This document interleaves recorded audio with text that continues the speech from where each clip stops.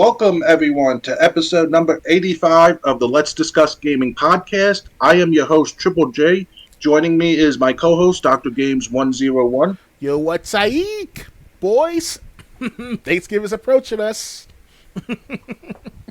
That was the worst rap impression I've ever heard. Yeah, I know John Cena, that's for certain. Yeah, it was the worst gangster impression I also ever heard. Anyway,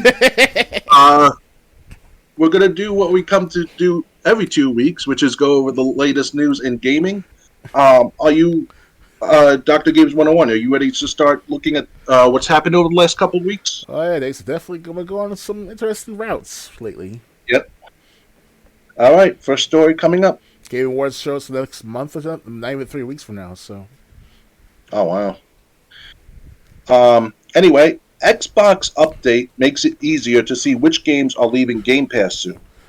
When you boot up a Game Pass title that is leaving soon, you'll get an informational pop-up. A new Xbox update adds a quality of life feature informing you if a game is exiting Game Pass soon when you look it up. In the past, Xbox would let you know that a set of games was leaving Game Pass via the Xbox Wire News service or a notification on the Xbox app. The date of the departure would also be displayed on the store page. According to a report from Pure Xbox, when you boot up a game that is leaving soon now, a notification screen will pop up showing you the day and date the game will leave and linking it to the store page.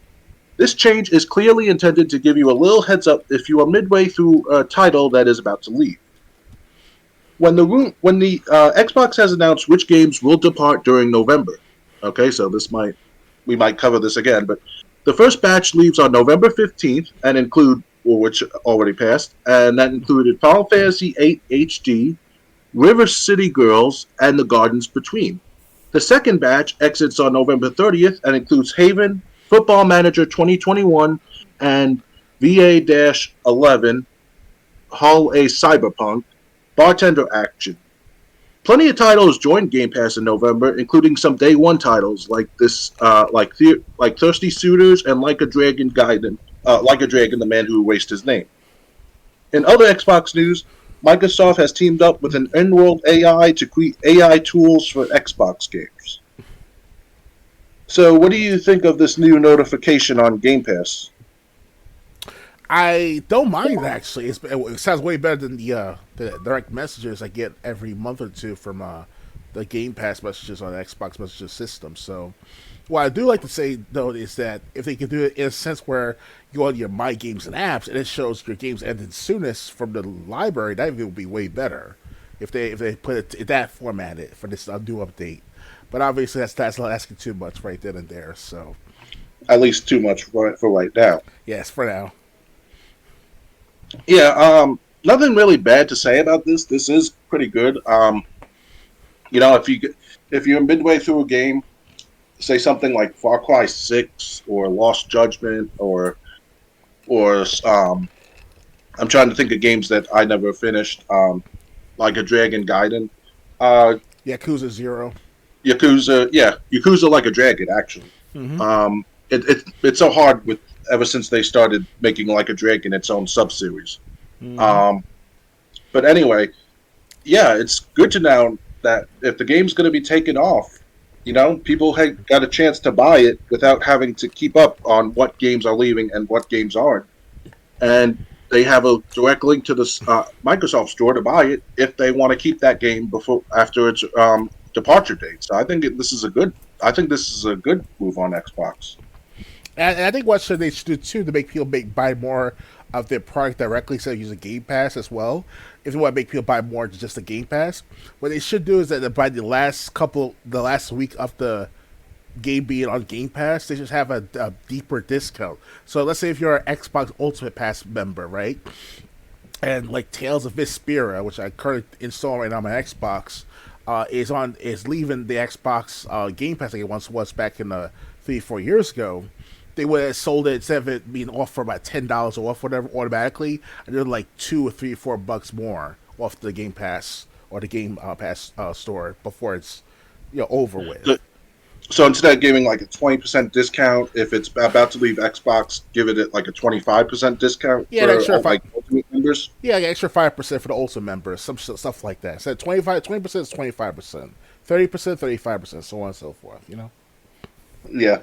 Well, I don't think they're going to go that high, but yeah, especially since it's a digital game. You know, you're buying it digitally.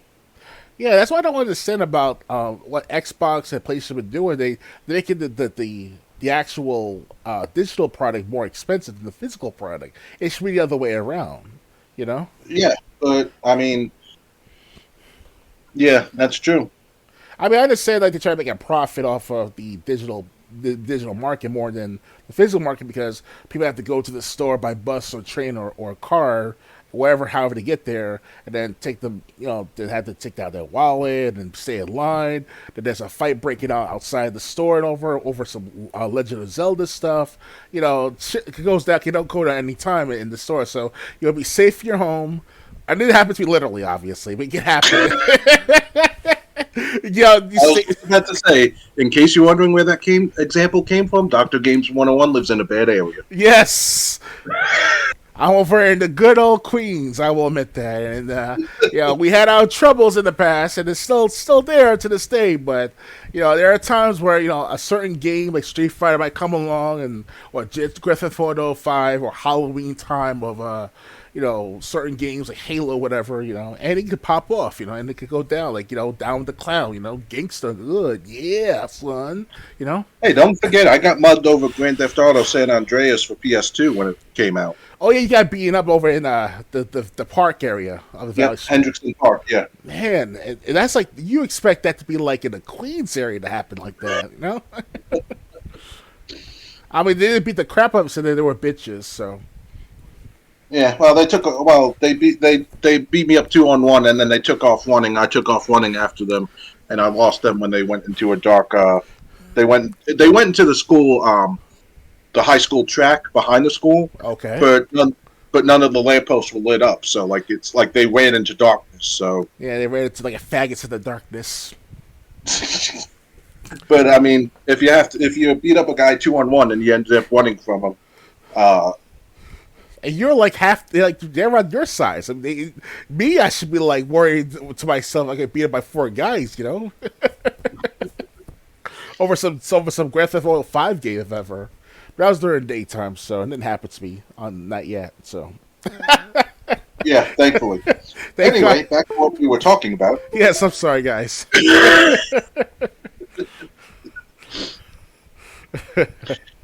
Yeah, so I mean, I agree. They should give it like a special discount for leaving, like if it's like in a final week or whatever. That would give more incentive. But hey, at least it's a step in the right direction. Oh yeah, definitely.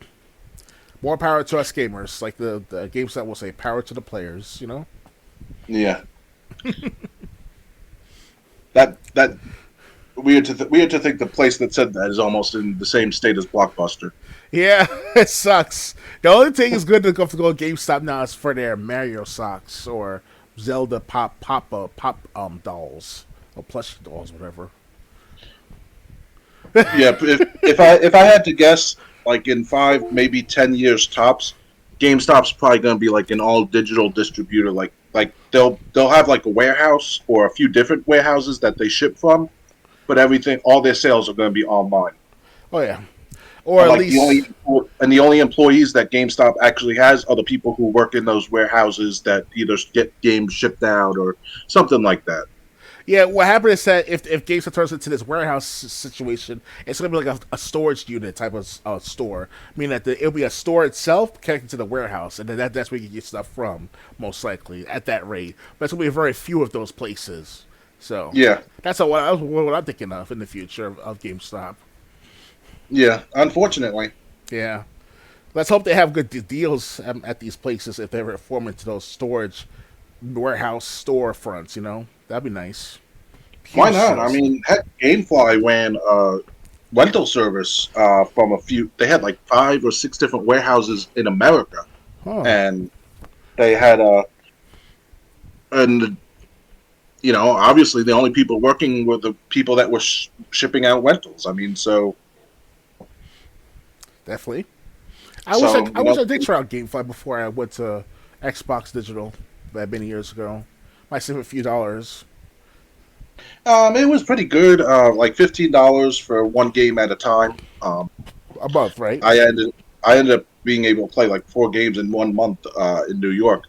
Um, I got to play out, and like when I joined in 2011, they still had like a bunch of PS2 titles that you could rent.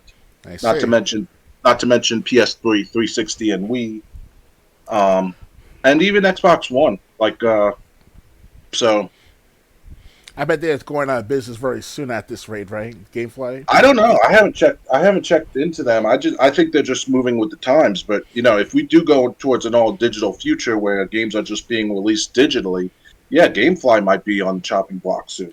Yeah, now speaking of everything going digital, even the magazines are starting to go digital too, like Game Informer, because Hmm. I haven't received my newest edition in about at least 6 months now, and I thought I'd get one magazine at least by now, but it's been 6 months almost. I haven't received my last magazine, so I called, well, emailed GameStop, not Game, well, GameInformer.com, and they told me that I had to get the submit more information about my email address that's associated with the subscription and all, and hopefully by next week they'll get back to me after Thanksgiving. So Okay. until that time, then that means I have to renew my subscription this time online instead of over the magazine subscription. So Yeah. So, yep, but anyway, ready to move on? yeah, I'm ready.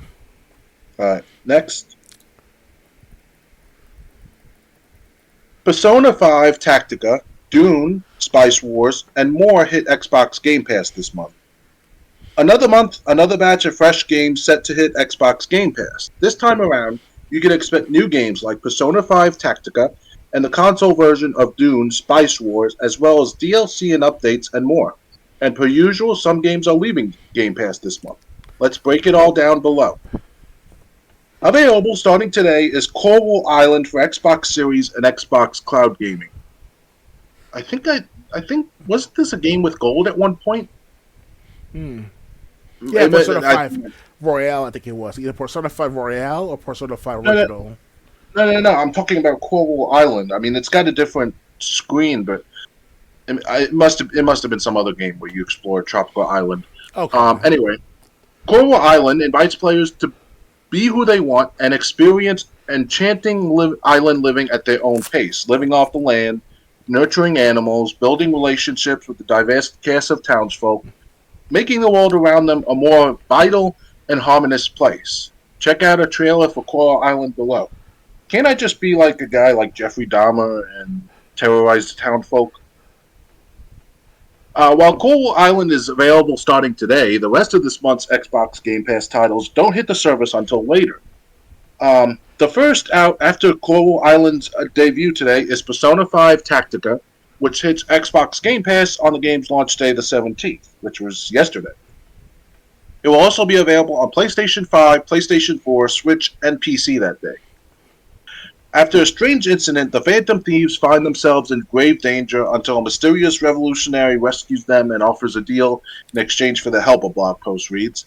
Assemble an all-star team of heroes in a brand new story in this thrilling combat adventure set in Persona's iconic universe. Read Game Informer's Persona 5 Tactica preview after going hands-on with the game, and then check out a Persona 5 Tactica trailer below. After Persona 5 Tactica hits Xbox Game Pass, which was yesterday, Dune Spice Wars follows on November 28th for Xbox Series and Xbox Cloud Gaming.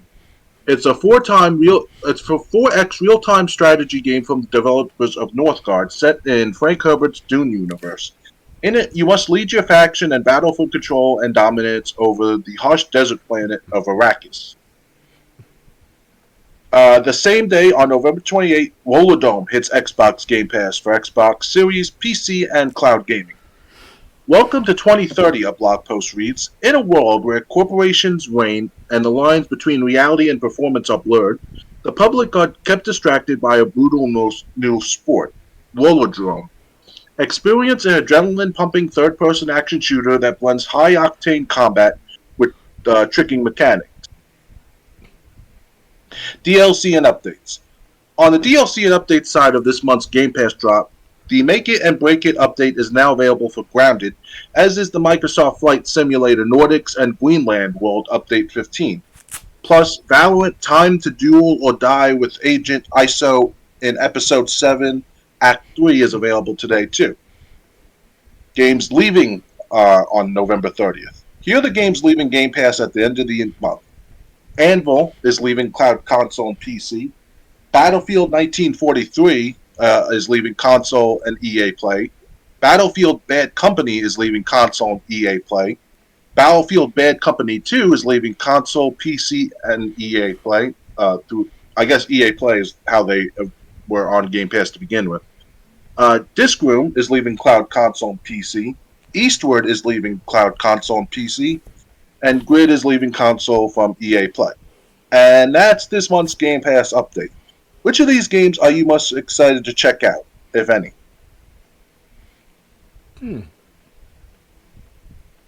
Well, I know. I should. Your silence is deafening. Yes, these games I heard of before, like the Persona 5 Tactica. I think that's like what's it called? A small version of Persona 5 itself. Like it's like a one of those turn-based style games of sorts. So I want to play that. You know, I did play Persona 5, Persona 4 the other a few months back. I should say, so not so bad. And I saw the Smash Brothers player, Pro Smash Brothers player Shokyo. I mentioned him a couple of times over the years with here on this podcast. He did a stream of Persona 5 several times over the couple of years since it came out. So yeah. The other games I'm not sure about. I mean, Dune Spice Wars. I mean, Dune itself. The movie came out earlier this year, late last year, I believe, or at least 2 or 3 years ago at most. Because I didn't know there was a movie, to be honest. Yeah, there was a movie called Dune, and it's based off the books on Amazon Prime. I kind of like lightly researched on. Basically, it's about like revolutions and taking over of different bloodlines, stuff like that in the sand setting, like in the Sahara Desert style type of setting. But obviously, it's on a planet filled with lots of sand. I don't know much about it. I will admit that in a very detailed sense. But let's just say that it's just this one man about to take over the powers that be, or the power struggle within certain nations at this sand planet, you want to call it like that. And he actually can control people with his own willing. You know, he actually, if he controls himself, you can control other people as well too. So he's a master of himself. And he's only a younger person, like in his 20s, based on what the lore of the sand, or the Dune books are. So pretty interesting. I'm thinking about buying the Dune books first, and I'll watch the movie later on in this decade. Right now, I'm currently reading other books. I'm reading about The Art of War by Sun Tzu officially, fully on my own accord. And also reading about a science fiction, a 10-book science fiction book series called The Colony. I think it's by somebody named of Mr. Gore or G. Gore or something like that. I forgot the author's name, but I only so far read about 2%, 3% of that book based on Amazon's reading habits, of reading habits system, of course. So yeah, that's all I can think of right now for these games on the Game Pass this month. Yeah, honestly, none of those games really are making me want to renew my Game Pass subscription. Like I said, Coral Island, I just wonder, do you have to be like a good guy, or can you be like a bad guy? Like that from what's it called? What's that three game series? The one that's coming out with a reboot coming out next year or this year. What's that called?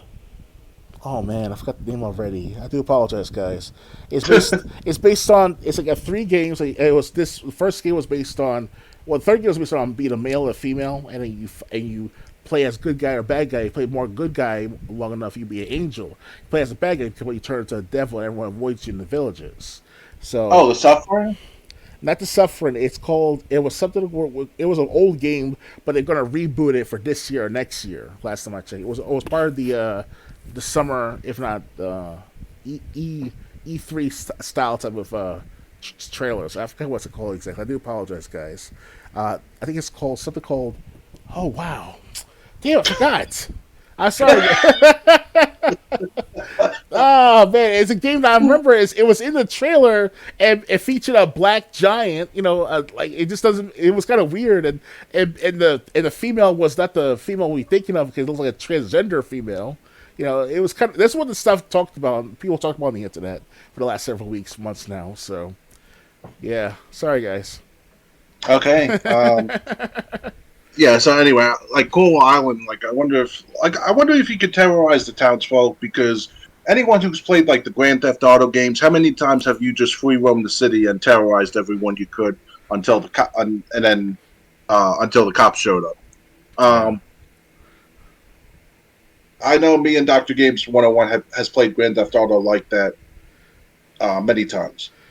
Oh, I know what's it called. It's called Fable. Fable 1, 2, and 3. Sorry about that. Oh, okay. Yeah. That makes sense. Yeah, the Fable games. I have all three on my Xbox library. So the only one I really liked from Fable was Fable 3. Really? Is that good? Yeah, I found the first Fable boring.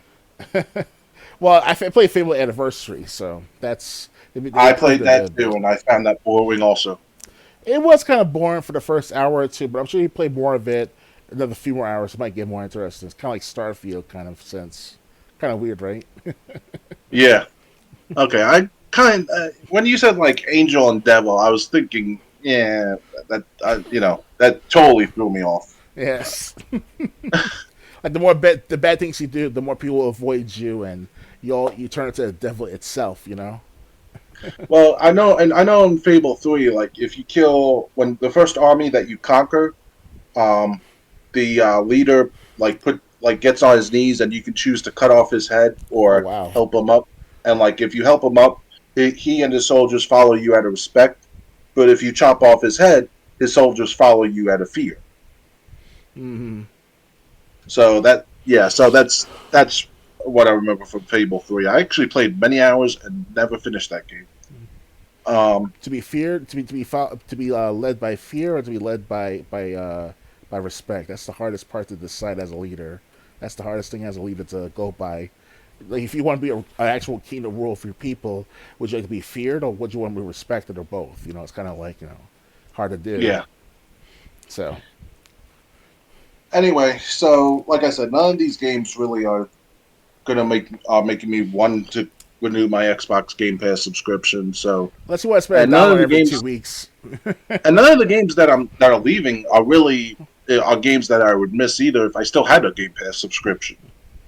Yeah, it's best to stick. With Xbox Live Gold for the sake of playing online with your Xbox games from like 10 years ago, like Black Ops 1, or perhaps New Vegas. Gears of War. Yeah, or Rainbow Six New Vegas. I think that game's been delisted. Not delisted. I still have it on my library. But no one's not playing online, obviously. But if you get a few people together, you can go online and still play with each other. Oh, okay. Yeah, it's still on there. So all right. So anyway, yeah. So that's the story with these games. Originally, I had a different article that was going to cover the games that were leaving Game Pass that we were going to cover next. But since we already covered them, we're just going to move on past that article. Okay. You ready to move on? Yeah, let's move on, please. All right. How Xbox Game Pass has succeeded according to Microsoft. Xbox's Sarah Bond has studied services such as Netflix and Spotify, quote-unquote, a ton. Xbox President Sarah Bond recently discussed how Microsoft's popular Game Pass service has succeeded. And as it turns out, Bond and her team spent a whole bunch of time studying existing entertainment subscription services. In an interview with Aaron Hoffman, Bond explained that the team began to ask questions such as, "Do we think there's demand for it? How many people do we think would rather consume their content through subscriptions versus not? What does it mean to only have the content in a subscription versus giving an option?" Bond explains that she believes Game Pass works because Xbox isn't a product. It's a platform that carries a lot of products. Bond added that the team wanted to embrace a diversity of business models, which led the team to take into consideration the types of consumers who buy one game and play it all year, as well as those who love the idea of having access to hundreds of games and being able to skip around and play. This is what helps Game Pass because unlike other subscription services, many of the titles on Game Pass don't truly have an end. For multiplayer games, it's about connecting with other people online. However, there are still players who prefer single player experiences, but these are often based off a deep narrative that act more like TV shows, according to Bond, and keep them coming back for more. The Xbox Game Pass model works because it supports both types of players. Bond explains that if it went with a that it went with a Bond explains that if it went with a business plan similar to Netflix, we would we would accidentally really limit the scope of the games that could be successful in our world. So that is a big difference when we look at all these other consumer businesses versus what we're doing. Is like, look, we're about enabling a set of business model diversity, giving people a ton of different levers, of which Game Pass is one, and other subscriptions that live on our platform are others, so that you have the maximum availability of games to play and experiences that people could have. So, what do you think about this? About Sarah Bond take on Game Pass? Uh, she's mainly right that Game Pass is a good convenience of its own to some people who can't afford all the games in the on the library all together at the same time. So if you're like a gamer who has ample amount of time to play certain games, but you can't buy all of them at the same time, but you have money to spend for the next 6 months up to like what a year at most to play like 25 to 50 games, depending upon how much time you have. Why not? And then if you're a gamer who has lots of time on your hands, like a 16, 17-year old, but you're working part time and your parents, they're paying for your gold or even better your ultimate. Why not, spend all that time playing all these games, and then by the time you turn 18, 19, 20, when they make you want to work, full time especially, you have no regrets. Like you don't feel regretful for not playing, not getting a chance to play these games because you had the time to do so.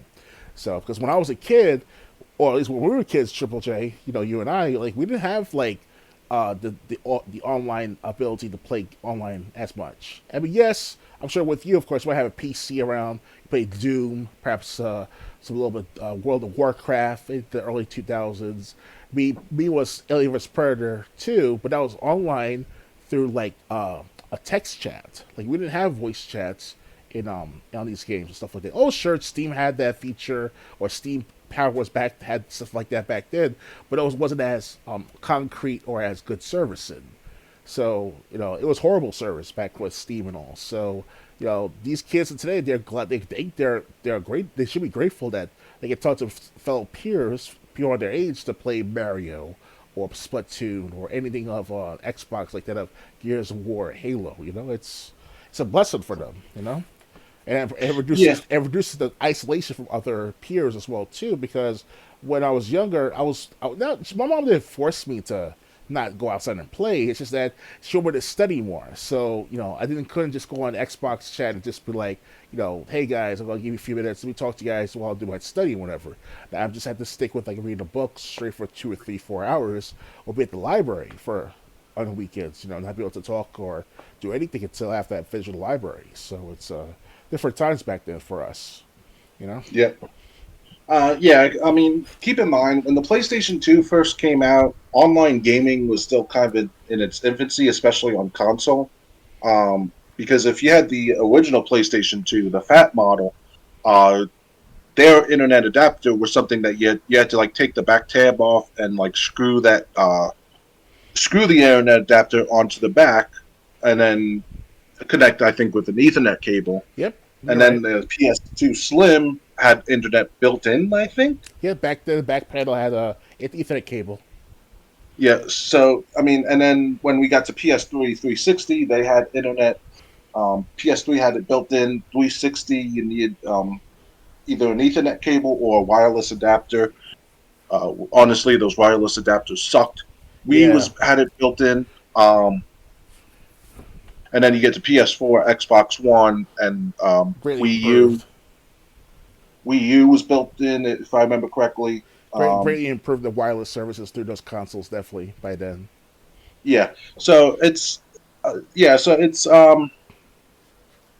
basic. It's definitely improved, and like I said, if it's more than just it's that's the great thing about like Game Pass offering games with like from EA Play or this service or that service.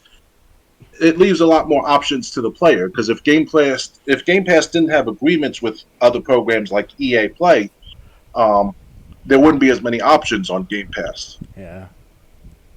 So that's a good thing, and but I hate how they like are looking at its services. It's like if you want to retain your core base, stick to games.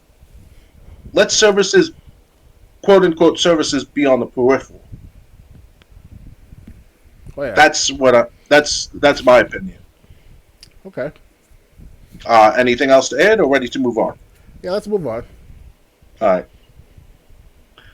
Next, 505 Games parent company Digital Brothers laying off 30% of staff. Digital Brothers Group, the parent company to publisher 505 Games, has announced plans to lay off 30% of its staff. It says it is doing so to align with the new competitive market. 505 Games is the publisher behind games like Ghost Runner 2, Control, Payday 2, the PC version of Death Stranding, and more. It's unclear how much of that team will be affected by Digital Brothers' overall plan. Digital Brothers has reviewed its projects to align with the new competitive environment, it writes in the press release. This is expected to represent a reduction of approximately 30% of the global workforce, but no significant effect of restructuring cost is expected on the annual project results for fiscal year 2024.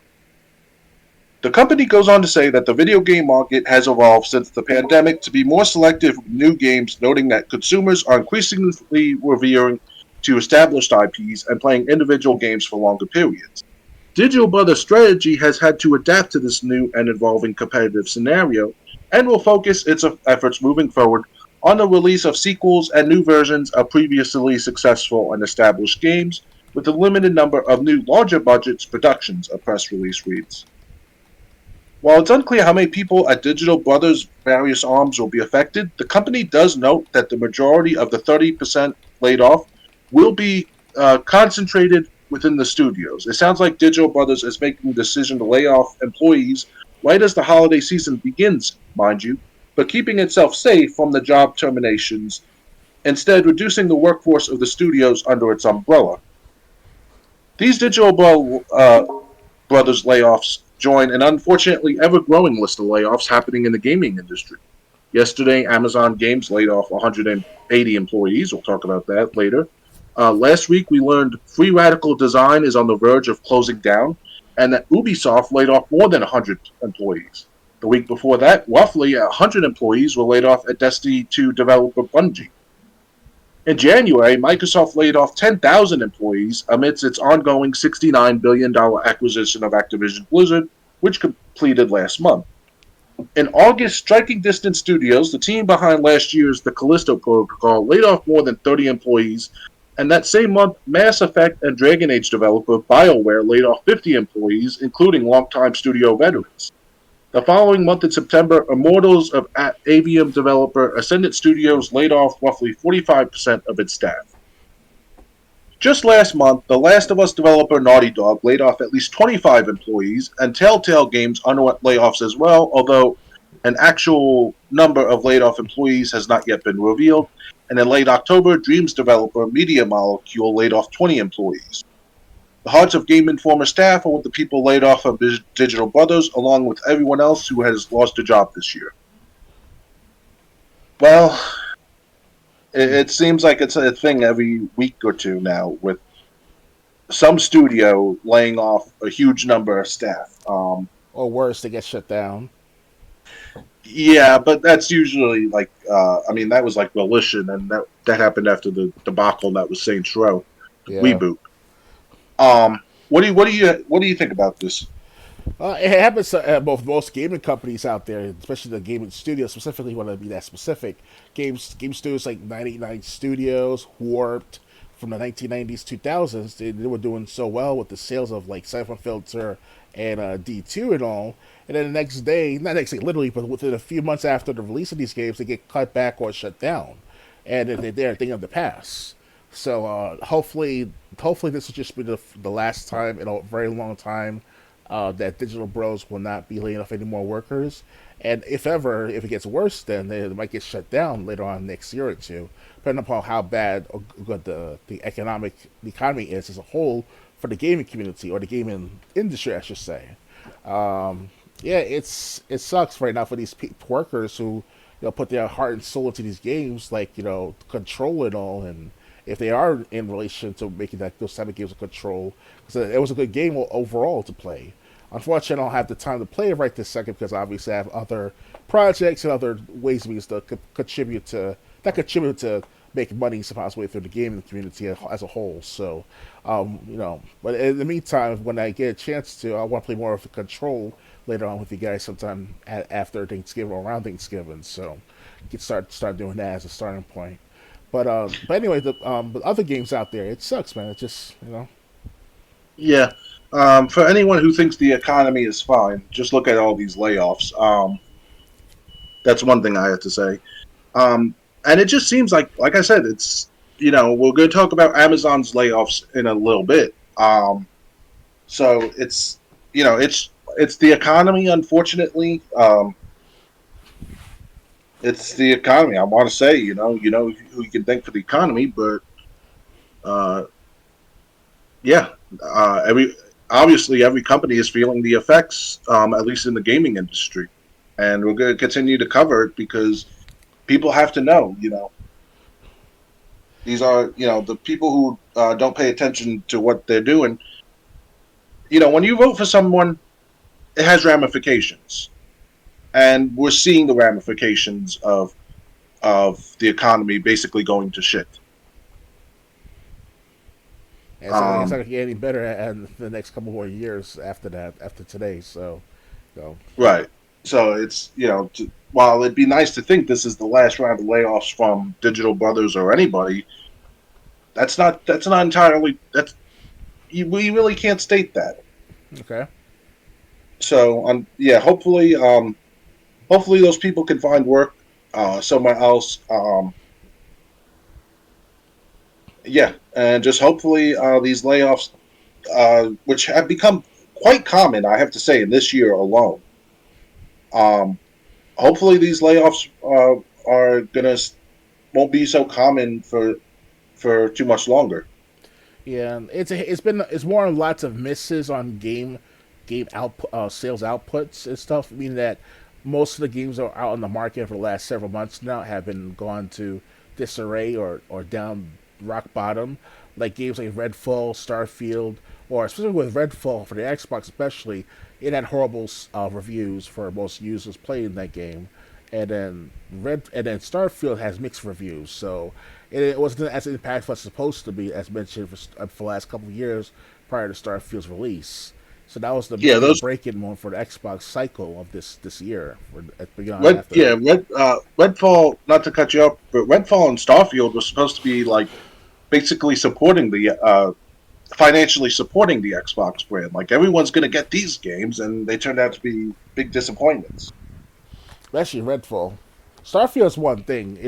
We were expecting Bethesda games going to always be Bethesda's, with the glitches and the mundaneness of it all.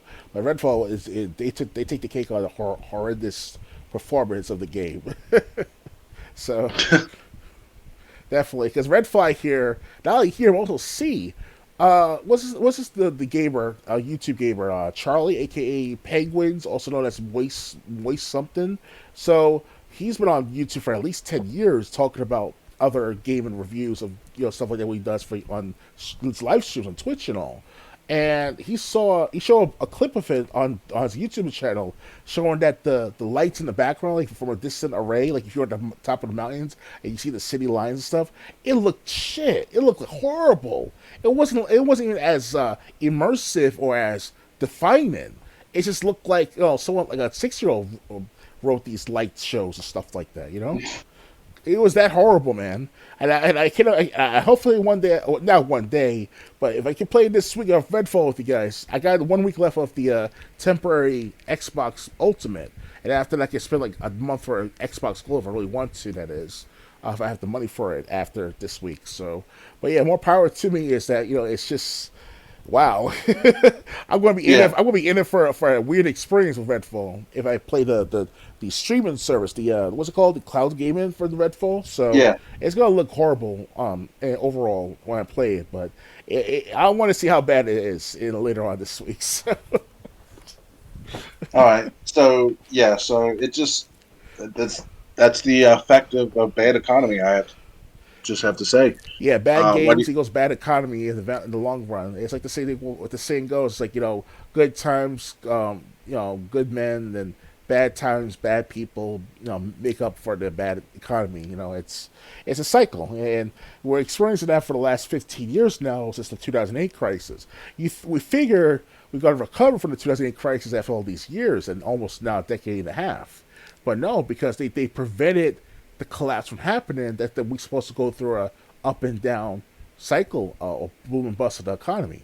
We were taught that in school that there's a boom and a bust, and now these teachers in schools, whether they're economists or mathematicians, they're telling these students, well, we have an upper economy, meaning that it's always continuing to keep going up and up.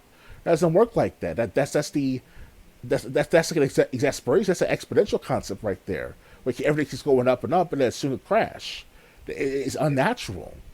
We as humans, whether believe it or not, have to go through a cycle, and that's how it is for many centuries, if not millenniums. Gaming industry is like that too. 25 years ago, it was a booming economy in the 1990s or whatever. Now we're suffering through the crappy games, the crappy graphics, the crappy quality of the games. Look where it's at now. Most of these games are not all that great. The only exceptions are what? Control, maybe Street Fighter 6, maybe Tekken 8 coming out next year, maybe. We're not sure yet, hopefully. So, yeah. Yeah, and even remakes are starting to be disappointing. Resident Evil 4, yeah, I'll admit that too. There was mishaps with Resident Evil 4, but they made up with the Ada story, so more power to them.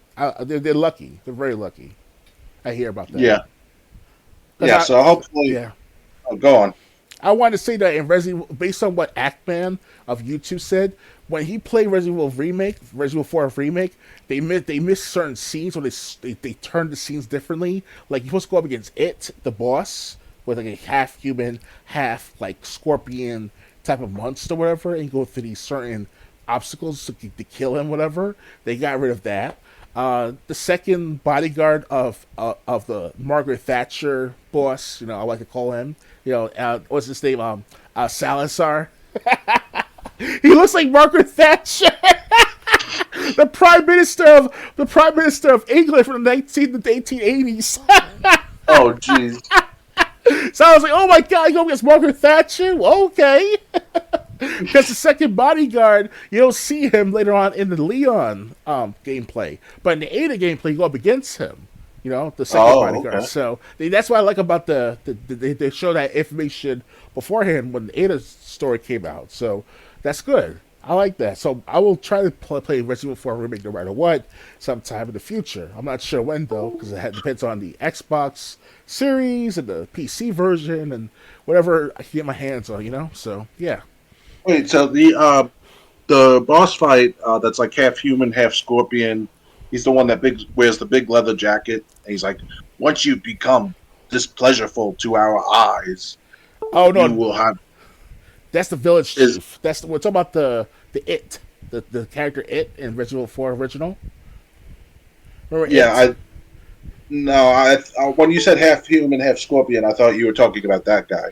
Oh no, I'm sorry. I'm talking about the later on, like 10, 15 hours into the Resident Evil 4 original game, where you go up against It in this hanging cage of an obstacle course. Because if you miss the part of the obstacle course, like to go into the next one, the whole part of the destruction collapse, and you can die along with It. But if you succeed, it jumps over with you to the other obstacle. They gotta go to the other obstacle. They gotta jump over onto the cliff of the actual cave itself, and then it climbs up all the way from the bottom of that obstacle. So you're basically playing jungle gym with It most of the fights. And so it's a long game, long boss fight. Not in my perspective, it's long because that's how much obstacles are to kill this guy. Like you don't kill him right away. So yeah, it's a good fight. It those who want to play the original Resident Evil 4 original for PS2, Wii, or if not the Xbox One, it's available for like $20 on the store. Go up against it after 15, 17 hours of the game, and you'll see what I'm talking about. It's very good boss fight. Okay, I thought you said that. I thought you took out when you said The Scorpion, half yeah. human, half scorpion. I remember fighting that bald guy. No, because basically the only way I was able to kill him in the Wii version was I basically used grenades in that boss fight. So I thought you said that's the one they took out. Nope. You still go with the village, Okay. most likely. Okay. All right. So But here's the thing, yeah. though. But here's another one. There's a twist too in Resident Evil 4 remake. You get to fight alongside with the red 9 gun user. I forgot his name. Lee. He's a researcher and teams with Ada in the Separate Ways DLC. His name Louis Romero. He's a researcher for Salazar, if I remember correctly, and he turned against him, and that's how he died in Resident Evil 4, the original. But you deal with him further into the game. But here's the thing that they trade off with another character swap, like from Krauser and all. So Krauser, you see less but you see more of Lewis with Leon teaming up in the catacombs or the caves and stuff like that. So Okay. yeah, interesting, very interesting. Yeah. Ready to move on? Yeah, I'm ready. All right. Next. Shantae Advance, Whiskey Revolution, and the rest from Nintendo's latest indie showcase. Nintendo shared its latest Indie World showcase this morning, and has become typical with these showcases, we learned about a number of new exciting indie games coming to Switch and Switch First, as well as some hit already released games that will be making their way to Nintendo's platform. Shantae Advance Risky Revolution was arguably the most interesting title. Developer WayForward began development on the game 20 years ago, but never completed it. Next year, the game will finally make its way to Switch, but retain the Game Boy Advance aesthetic it was always meant to have. Outer Wilds Archaeologist Edition is bringing the excellent space-exploring mystery game to the handheld console, and will include the Echoes of the Eye expansion. The game releases December 7th, and a physical version of the game is planned. On Your Tail from Memorable Games and Humble Games is coming to Switch First next year, and is a mystery adventure starring anthropomorphic animals. I hope I said that right. Mm-hmm. A Highland Song is a beautiful narrative platformer taking place in the Scottish Highland. The game will also apparently include some rhythm element. The game will be available December 5th on Switch. Popular PC indie titles Backpack Hero and Core Keeper are both making their way to Switch. The former is available today, and Core Keeper arrives summer 2024. Howl from Pumi Games and Astragon Entertainment has a style reminiscent of cartoon saloons films like Wolf Walkers. In the game, a plague from the howling wolves is causing havoc, and you, as a death prophet, must fight against it. That sounds interesting. Mm-hmm. Blade Chimera is a platformer seemingly inspired by games like Castlevania Symphony of the Night, but takes place in the future and features a time-bending sword. Blade Chimera will come to Switch as a timed exclusive spring 2024. Death Tricks Double Bind is a new mystery game that takes place in a circus starring a magician and amnesiac detective. The game will be available later today. The Star Named EOS is a storytelling puzzle adventure where you must take photos to trace the footsteps of your missing mother.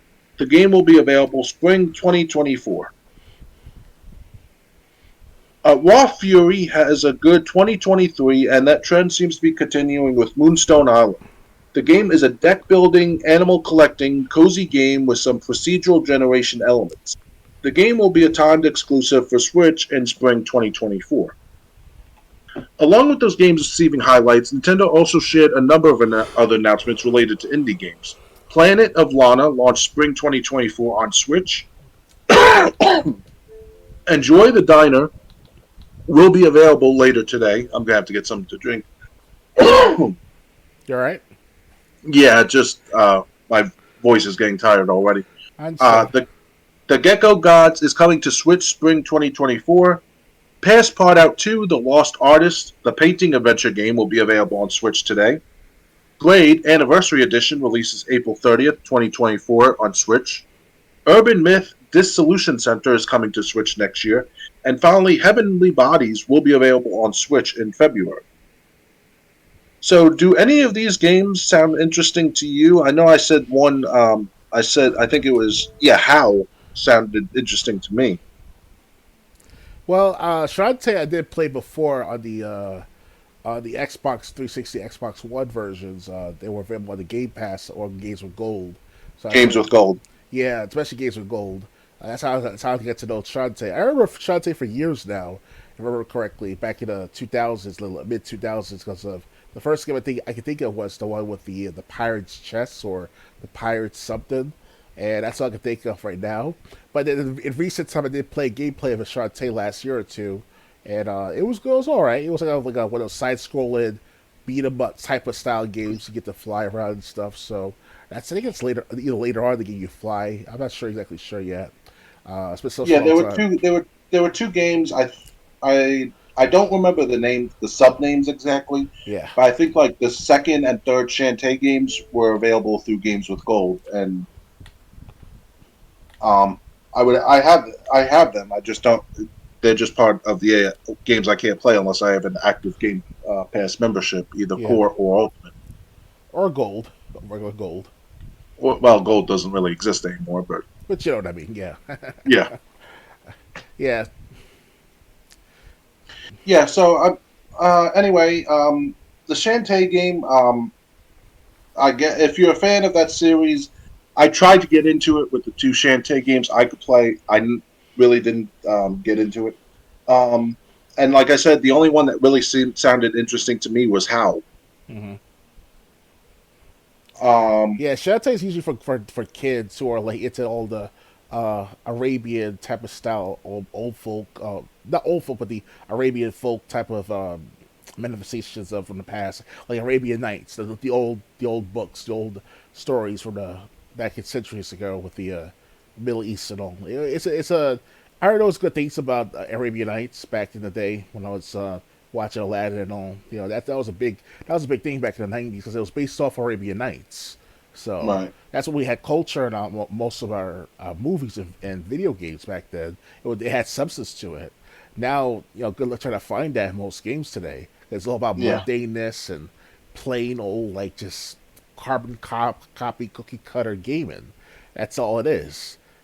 And most kids not going to understand as much. And now, games like Fortnite and Multiverse are putting everything into one, and it's like a shit show. Like there's no corresponding story. There's no exact lore or overall lore that's got appeal to other characters.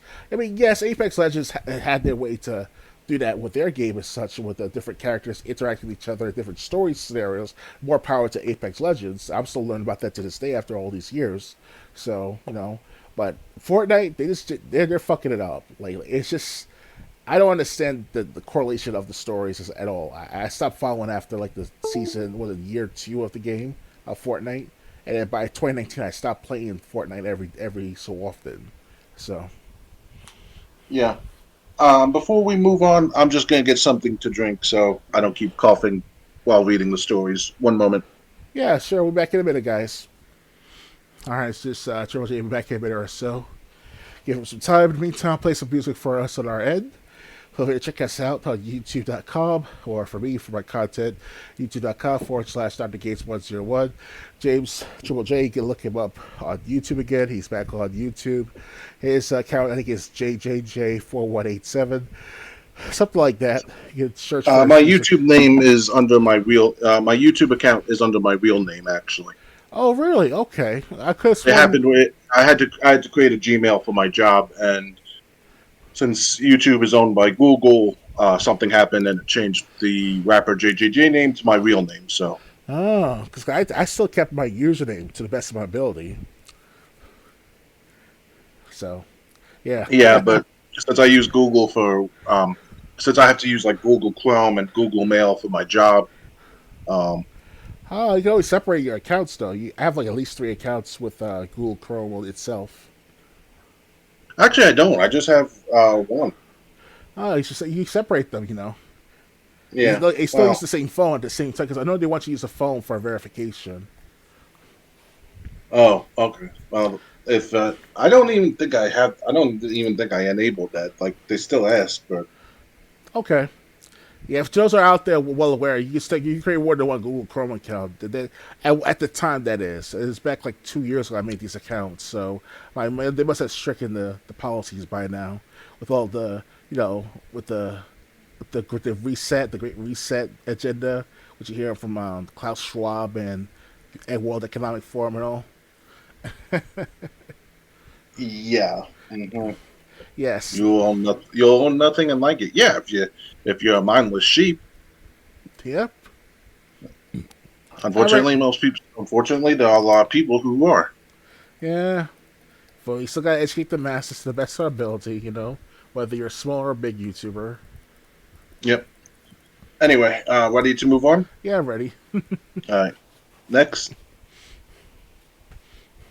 the Epic Games Store is still not profitable after all these years. Epic Games admitted this fact in court. The Epic Games Store has not become profitable even after 5 years on the market. The company revealed this during the Epic versus Google trial.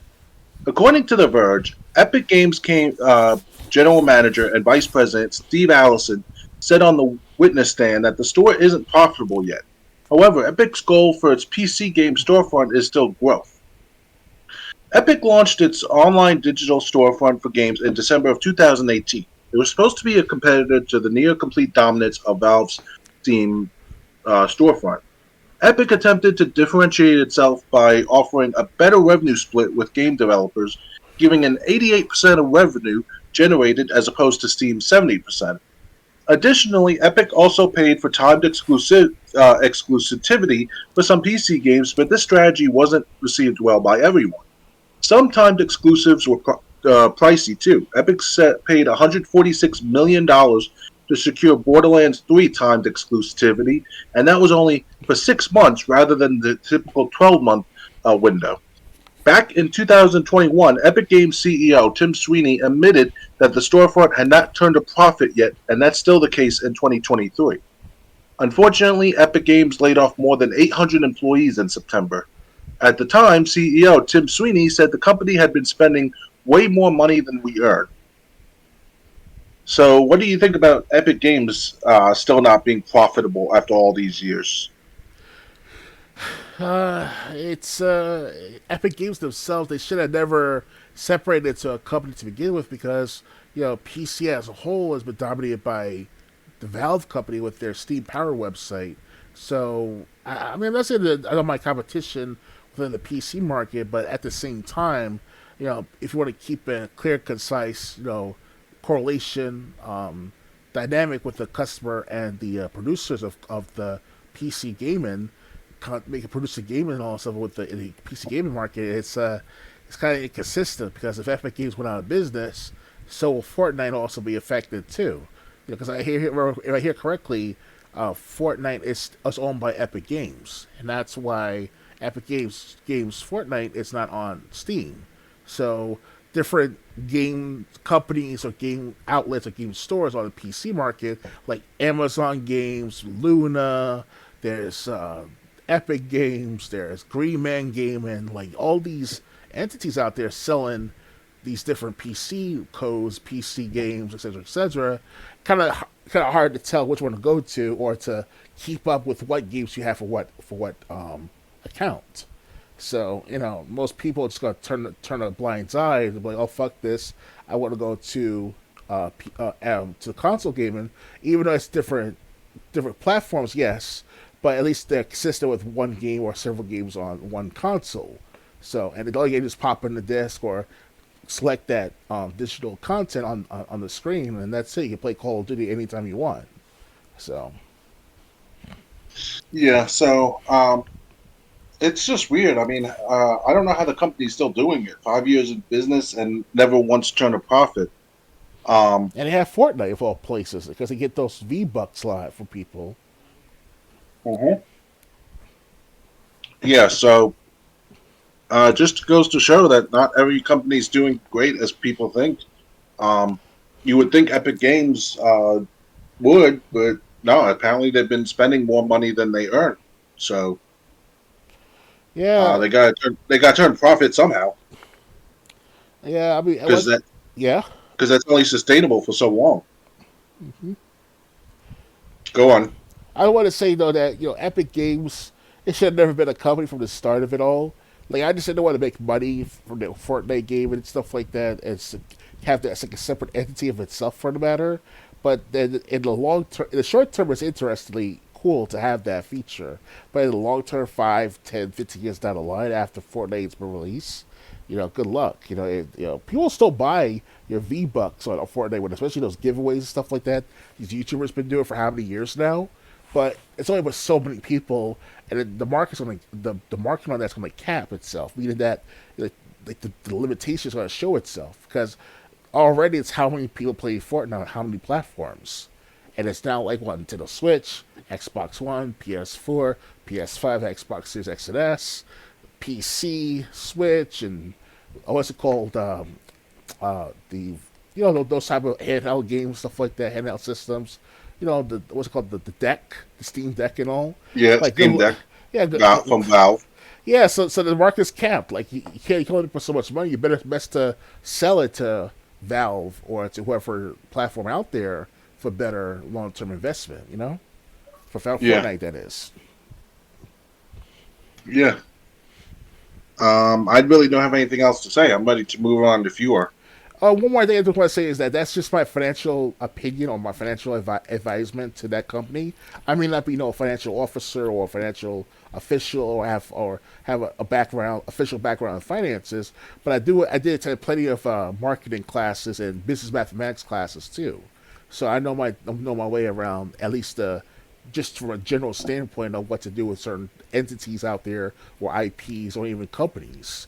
So if I want to start my own company one day, I wanted to buy Fortnite at a small cost, obviously, because I got to worry about the volatile of that game. So Right.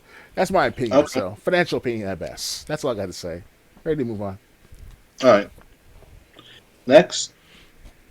Okay. Uh, Amazon Games lays off 180 employees. Amazon is laying off 180 jobs in its games division, hopping on the tragically overcrowded bandwagon of layoffs in the game industry this year. The news comes via Aftermath, which reports that the layoffs are focused in two areas: the Crown Twitch channel, which will reportedly be eliminated altogether, and the game growth teams. Employees were notified of the changes through an email from Christoph Hartmann, VP of Amazon Games. This is the second wave of layoffs this division of the company has faced this year. An excerpt of the announcement can be read below. I know this is difficult news and that the impact will be felt widely. It never feels good to say goodbye to colleagues. This isn't a decision the leadership team came to quickly. It was the result of extensive considerations and road mapping for our future. We are proud of the work the teams have been doing, pushing in new areas with weekly content on Crown Channel and finding more ways to help publishers reach new audiences with game growth. But after further evaluation of our businesses, it became clear that we need to focus our resources and efforts to deliver great games to players now and in the future. There have been so many layoffs in the gaming industry this year that it's getting hard to keep track of. Last week, we learned Free Radical Design is on the verge of closing down. Ubisoft laid off more than 100 employees. We'll be covering that. The week before that, roughly 100 employees were laid off at Destiny 2 developer Bungie. I'm not going to go through the history again. Yes, I understand. I just want to make sure. Yeah, okay. Um, BioWare. But and then just last month, this wasn't brought up before. The Last of Us developer Naughty Dog laid off at least 25 employees. Mm-hmm. Media Molecule laid off 20. So yeah. So Ubisoft is coming up. This was Amazon. We already covered one company that's laying people off. Digital Um, games.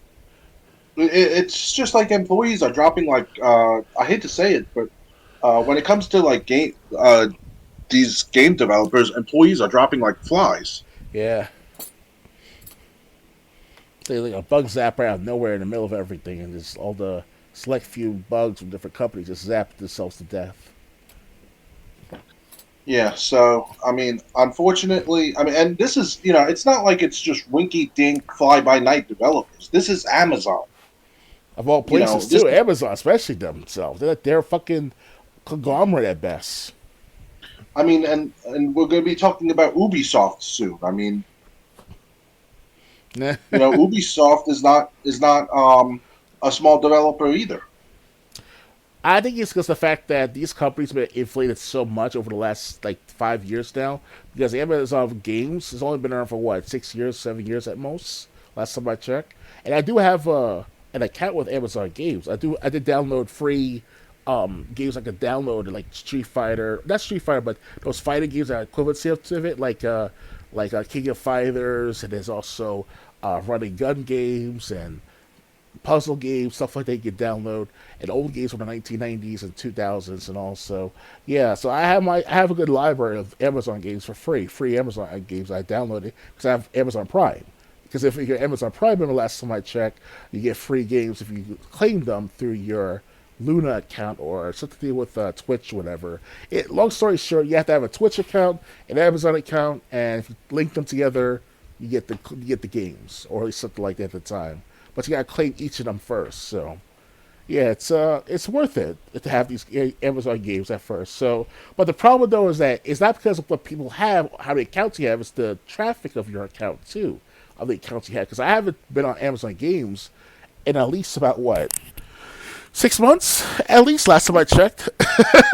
So, because I have other outlets, I have Xbox, I have PCs, Steam powered and things. I'm a Green Man Gaming and what's it called, G2A.com. Those websites I could buy codes and digital copies and such. So it's like Amazon Games. It's just like a dime a dozen out there. Like there's too many PC related marketing buying of PC games out there for the PC and all. Like, I don't know if you're being redundant in the matter, but it's like, it's one thing to have the consoles out there with different consoles, like the Sega and the Nintendo and fucking, you name it, Sony and PlayStation, stuff like that. But with PC, it's a different market because Bill Gates, Microsoft, they've been dominating that market since the 1990s, easily. And they were broken up as from the conglomeracy back in the late 90s or mid 90s with the lawsuit they had back in with the FTC or FCC last time I checked. So they've been dominating since then, the Microsoft company. So that's why it seems so singular to have one company do one thing or one system and one thing for games, stuff like that. So, it's to get the balance of the system or balance of the marketing. So it's a kerfuffle right now with Amazon Games, with other companies out there trying to make a living and try to produce good games. Or if they tried to, that is, put their minds to it. Yeah, so that's so it just sucks about Amazon. And like I said, we'll be covering Ubisoft not too soon, not too long, in this episode. So Definitely. ready to move on? Yeah, let's move on, please. All right. Yeah. Okay. PlayStation Plus Extra and Premium games for November are here. The new additions to PlayStation Plus are headlined by Day 1 PS5 launch Teardown, a demolition heist game where everything is destructible. A new group of games is coming to PlayStation Plus Extra and Premium tiers from Tuesday, November 21st. One new title is already available, and it's a day one drop for PlayStation Plus. Teardown, a demolition heist game, which is available to Extra and Premium subscribers from November 15th. That's the one that the graphics looks like it's not enjoyable to destroy anything. Mm-hmm. As a day one title, Teardown is PlayStation's headline game for the month.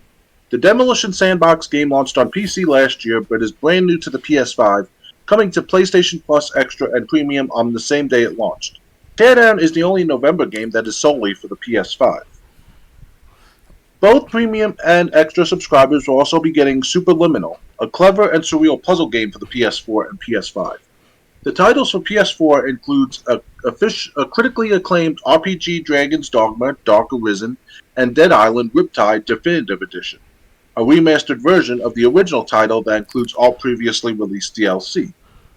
As always, there is a handful of classics for premium subscribers to enjoy. Iconic PS1 RPG Grandia will be added for both PS4 and PS5 players, or for something a little different, quirky PS2 game Power Up of the Rapper 2 will be added for PS4.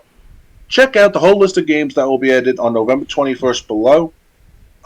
November's free games for PlayStation Plus Essential subscribers were added on November 7th and include Mafia 2 Definitive Edition, Aliens Fireteam Elite, and Dragon Ball The Breakers. So, PlayStation Plus Premium and Extra games for November 2023. Teardown for PS5, Dragon's Dogma Dark Arisen for PS4, Mobile Suit Gundam Extreme vs. Max Boost on PS4, Dead Island Riptide Definitive Edition for PS4, Superliminal for PS4 and PS5, Yuden Chronicle Rising for PS4 and PS5, Nobunga's Ambition Taishi for PS4, Alternate Jake Hunter Declaws The Awakening of Golden Jazz for PS4, and River City Melee Mach for PS4.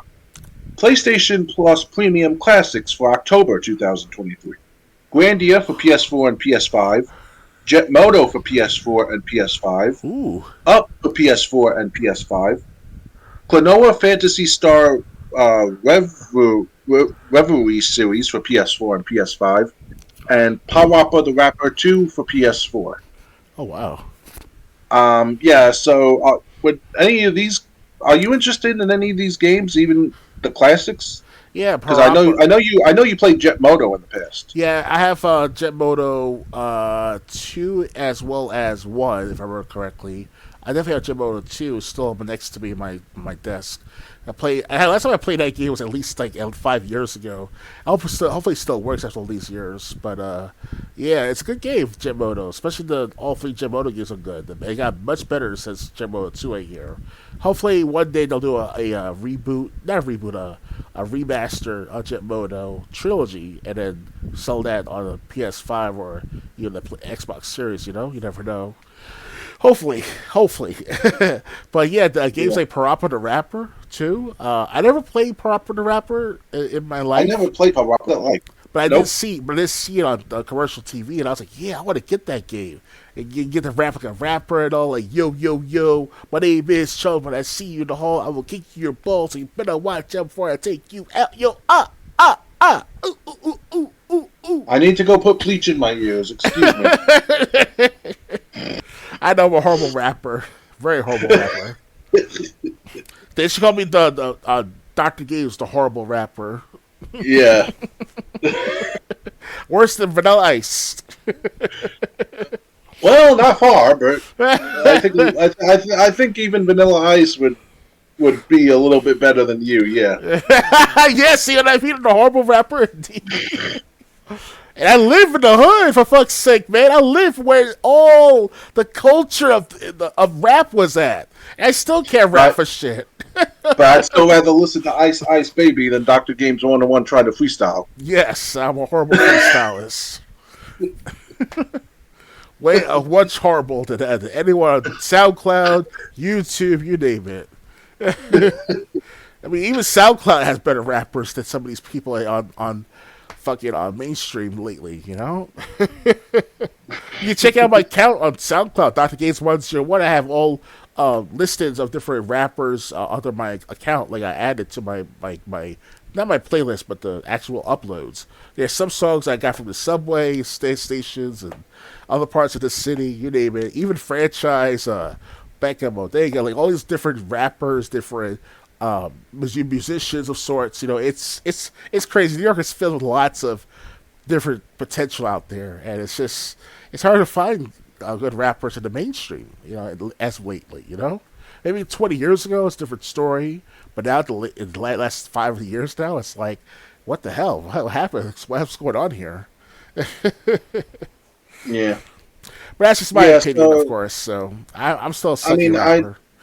I did play maybe Jet Moto once. I do like those games because I have Wave Race 64 for the N64. Okay. We played Hydro Thunder Hurricane on the 360. Oh yeah, definitely. That's Um, last year too. we had fun playing that. So yeah, Jet Moto. Um, the other games though, like I said, I never played Power with the Rapper. Um, the other games I may have heard of them, but I never played them. Hmm. So yeah, so I mean, there would be a couple titles that I'd be interested in this whole list of everything that came out for November and October, but just a few. Anything else to add, or ready to move on? I'm ready. We'll move All on. right. Next, Ubisoft lays over 100 employees. Today, Ubisoft is the latest developer to join 2023's wave of layoffs. According to IGN, the company laid off a total of 124 employees. 98 of them were based in Canada, which IGN calculates as roughly 2% of the company's Canadian workforce. The cuts included administrative and IT workers, some of whom were employed at the Hybrid VPX studio, a company that has worked on shows like Ahsoka and The Mandalorian. There are not These are not decisions to take lightly. We are providing comprehensive support for our colleagues who will be leaving Ubisoft during this transition, the company told both IGN and Kotaku. We also want to share our utmost gratitude and respect for their many contributions to the company. This restructuring does not affect our production teams. Another quote obtained by Kotaku claims that the layoffs are to allow Ubisoft to optimize its resources to be more sustainable in the long term. We heard about that with Amazon, didn't we? Yep. This news comes after a year of several big Ubisoft releases, including Creed Mirage, The Crew, Motorfest, and Just Dance 2024. But that's in spite of the fact that they canceled several games this year and delayed Skull and Bones again. Unrest at the company has been ongoing as well. Back in September, IGN reported widespread frustration after employees were suddenly called to return to in-person working conditions. Ubisoft now joins Bungie, Media Molecule, Telltale Games, Team 17, Epic Games, Naughty Dog, Microsoft, and more on the unfortunately long list of companies that have laid people off in this past year. Anything to say about this? I mean, Ubisoft should be laying off anyone as of late too, because they're a well-mentioned company for how many years so far. They're behind all the Assassin's Creed games, the yep. Rayman games. The last time I checked, especially Rayman Legends for the Xbox One back in 2013 when I first got the Xbox One and all. So I don't I got understand that. Rayman Legends on Wii U. I haven't played that game in years. Yeah, it's ridiculous. Like these companies, I think it's all about expansion to them. Like they care more about the short term gain and the expansion of that short term game than rather about their workers working on new projects in the meantime of finishing new projects. Meaning that if you are a huge company like Ubisoft, Rockstar Games, and all, you have like a certain a portion of certain workers going through certain cycles of motion to make certain games. Because obviously with Call of Duty, you see Sledgehammer games, you see what's the other games like the Treyarch and stuff like that. They rotate every 2 to 3 years of different Call of Duty games. That's why it's still what's going to go. It come out with a game every year with no problem. But Ubisoft shouldn't be like act like Call of Duty with these Assassin's Creed games to begin with. Because Assassin's Creed is a distinctual style of gaming of itself, meaning that you only have so many timelines to go through. Like if you went through the 1880s and then fucking ancient Egypt and the Cleopatra, and then of course with the Spanish Inquisitor, whatever it's called back in the days, the Spanish Inquisition, all like you're gonna lose eventually after a while. What other events to go to? Unless you want to be futuristic. With the Assassin's Creed games, that'll be interesting to see like a fucking electronic kunai knife or some shit like that. But you know, you Well, Assassin's Creed Syndicate, that was like what, 1900s, early 18, 1900s, I think. 1880s last time I checked, during the Industrial Revolution.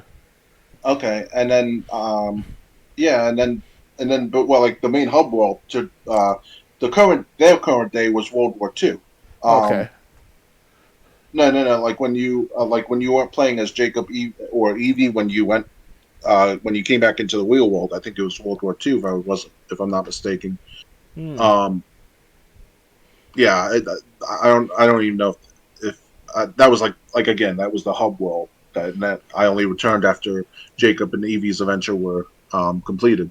I see. Um, so yeah, so I mean, there is only so much you can do, and I really haven't been happy with the Assassin's Creed games that have come out as of late. Like I said, Rogue and Syndicate were like my last two that I really enjoyed.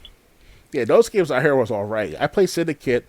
If I recall correct, I either play Assassin's Creed Syndicate or Assassin's Creed Rogue for about an hour or two, and that was all right to play the first couple of hours. And then I hear it went to crap after 2 hours, 3 hours, whatever. That's just some people's gamers' opinions out there, the community at large. But eventually, Ubisoft got to stop doing this. Crap in, crap out. Factory in, factory out setting, meaning that they can't just turn it to a factory setting of game making and just then they gonna pump out games like Call of Duty. Like you have to respect the timeline and the history of these of these game franchises. Meaning that if you want to go back far back as like the ancient times of these ancient civilizations, at least do us a favor to respect the culture to the best of your detail, not to pump in, pump out. It doesn't work like that in gaming. It's one thing with movies, maybe with movies you can get away with it. Perhaps TV shows, if you have lots of money. But video games, it's different artwork, it's different input, different style. Altogether, it's a totally different atmosphere than TV and movies. So it's like you can't just be like, make a video game within 3 months. Think it's gonna be like a top tier AAA game. There's just no way. Oh sure, Crash Bandicoot 2 was made in 9 months back in the 1990s. Yes, but that was different times, different technology, and there was more people than ever to work on that project. Or quickly after the success of Crash Bandicoot 1. So it's a hit and miss. Right. That's why there's if you have so many games with so crap, but like one or two come out at top, then that's bad. We gotta have this like back in the '90s, we had TV shows that were good, in the '80s especially. Well, with what's called the Adventures of Pete and Pete, and Are You Afraid of the Dark, all that, and other TV shows out there that they were producing well written, well documented, good comical shows, if not horror shows, and that was good. But now after the 2000s, just it with the shit because who cares about the quality? It's about quantity. Yeah. So Ubisoft got to change themselves around within a couple of years. Otherwise, they'll be bankrupt like all the other studios out there, like 99 Studios and Warp, like I mentioned earlier. So, Yeah. I agree. so Yeah. So it's like I said, it's just and unfortunately, it's every studio seems to be going through this, no matter how big they are. hmm Why did you move on? let's move on. Yeah. Okay. Next, new Xmas themed horror game is too crazy for Xbox or Switch, but not PS5. Christmas Massacre won't be available on Microsoft or Nintendo consoles later this month. Christmas Massacre, an upcoming low poly horror game, was initially planned to launch on Switch, Xbox, and PlayStation later this month. However, a few weeks before launch, the developer behind the spooky game revealed that Xbox and Nintendo won't let the game release on their respective platforms, and they're claiming it's because it's too crazy for the console makers. Indie developer Puppet Combo has become well known for its PS1 style horror games that often feature strange images, lo fi aesthetics, creepy characters, and controversial dashboard icons. The studio the studio was founded in 2012 and since then has released over a dozen small horror games, mostly on PC though.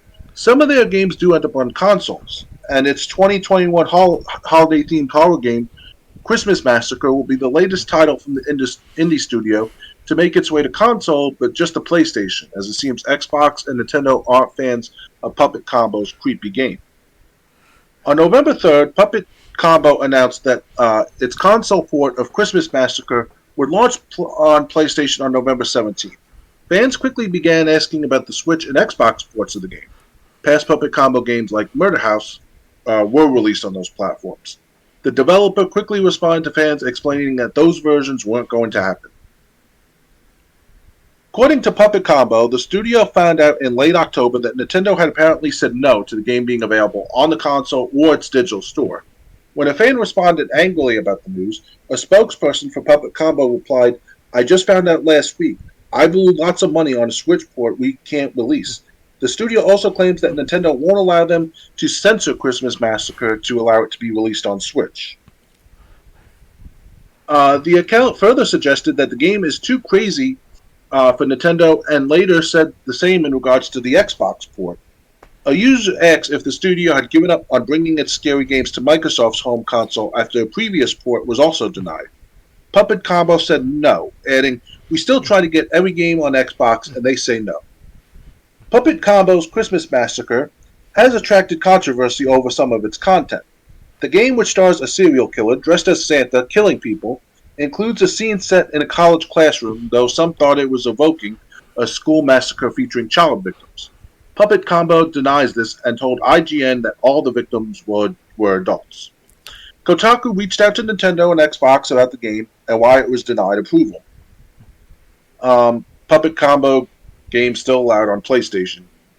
While the violent content and disturbing nature of the game might have led to the cancellation of an Xbox or Switch port, the game is still coming to PlayStation. Sony seems more than happy to support Christmas Massacre and doesn't seem to have a problem with Puppet Combo at all, even streaming the developer's previous horror game, Staying Out of the House, on the PlayStation Access YouTube channel.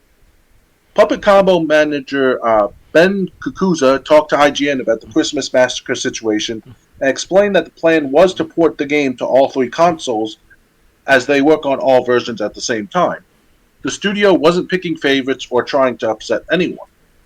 In the case of Xbox, the game was not accepted to the ID program, explained Kukuza. The manager also confirmed Nintendo decided not to release the game. Some fans are annoyed that previous Puppet Combo horror games were allowed to launch on Xbox and Switch, something Kukuza acknowledged, telling IGN, "Xbox and Switch carry previous Puppet Combo games, which makes this disappointing to many fans." It's valid to watch Nintendo let blatant, barely playable knockoff games like the awful Burnout, not from EA, on its store platform, yet deny access to a game that is already out on PC, is popular, and comes from a developer with a proven track record. Okay, so would you play Christmas Massacre if you had like a PlayStation 5? If I see the trailer, or if there is a trailer out there, I'll definitely watch it, see how it looks, and see what I take it from there. But I sound of things, though, it sounds like something similar to that of the Texas Chainsaw Massacre game that came out last month or two, or Dead by Daylight, right? Is it similar like that? I'm just looking to see if there's a trailer. I didn't see one before, unless I missed it. They just have a picture, so I'll see if I can. Let me look for on YouTube, see if I can find like a trailer. Yeah, you have to have at least one trailer of this game, because if it's that popular on Steam or PC at least, then there should be more reviews, more broadcast coverage or recordings of this game. So there's there's like how many videos of Dead by Daylight on YouTube alone. So imagine what this Xbox type of horror massacre game is like. It should be a good portion of it. Okay, I see something from Puppet Combo. It says Christmas Massacre coming to PlayStation. I'm going to pick that one since it's longer. Right. Let's see. I'll put up on get Twitch on your screen there. Let's see. All right, let me know when you're ready for it to play.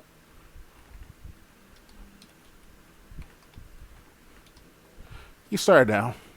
Okay.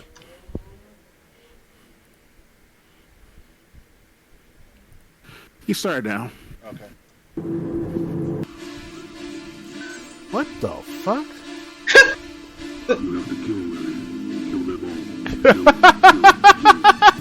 What the fuck? God damn! Wow. God damn. It's like a PS1 graphics. Shit, dude. Oh, wow. PS1 graphics. Shit, dude. Oh, wow. The fuck? Oh. The fuck? Oh, shit, son. Oh. Shit, son. Oh. Welcome to trading. Okay, How to kill without being caught. Wow. That was a trailer, huh? Yeah. It was like PS2 graphics. Come on now. At best. Keep in mind, it's an indie game. Oh, indie game. Okay, never mind. Sorry. I'll take that back partially. Yeah, you ever hear the developer Puppet Combo? Right. Yeah, Puppet Combo sounds new to me, so. Wow. Well, I gotta say, if it's like games like Mortal Kombat, perhaps games like, what's it called? Evil Dead, The Hail to the King from the PS1 and all. Like, those games can be on the PlayStation, can be on Xbox, stuff like that. But Nintendo Switch is kind of like, I don't know. I mean, well, Nintendo did have Mortal Kombat on their Genesis, not Genesis, the N64 and Super Nintendo back in the day, so what's the problem with Nintendo now having it in 2023? I don't understand,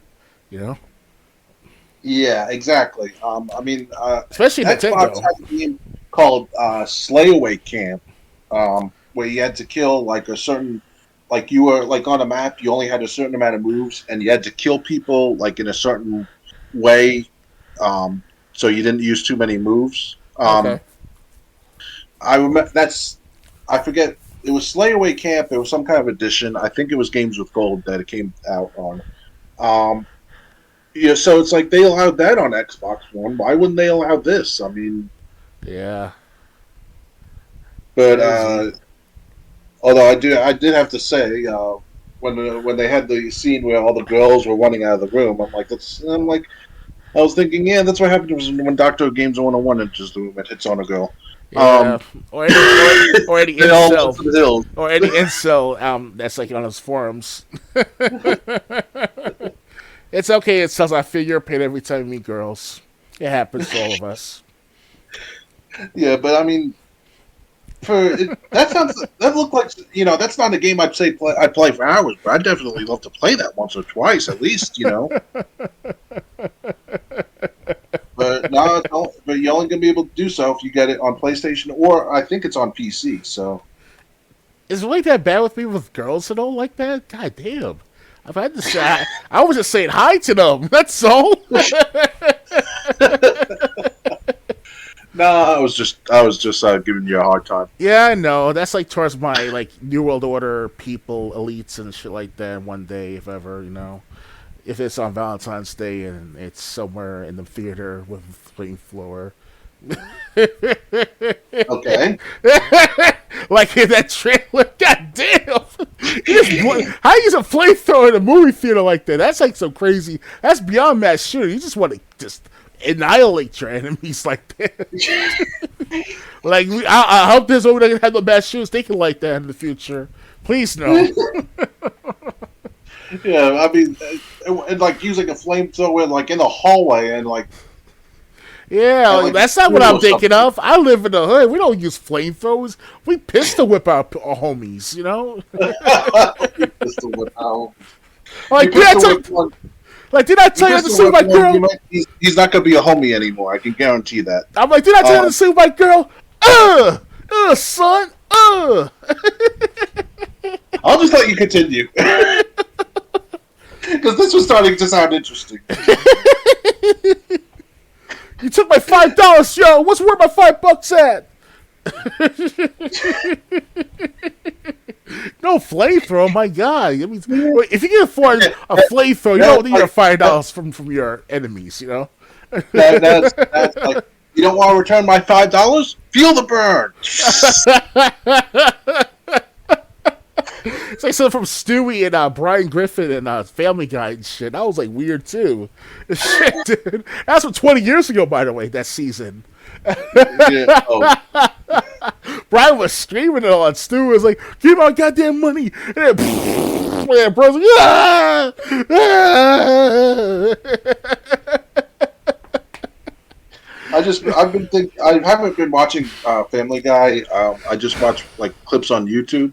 But I was watching one clip where they were making fun of China, where Stewie was working in a sweatshop, and he accidentally nailed a board to his hand. Oh wow! And Stewie's like, "May I go to the nurse?" And a Chinese guy goes, "Replace him!" So two people carry Stewie out. They bring in a woman that's about to give birth. The woman pops out a baby. The person grabs the baby that said replace him, grabs the baby, puts it on the stool. The baby stops crying and starts working on the sewing machine right away. Okay.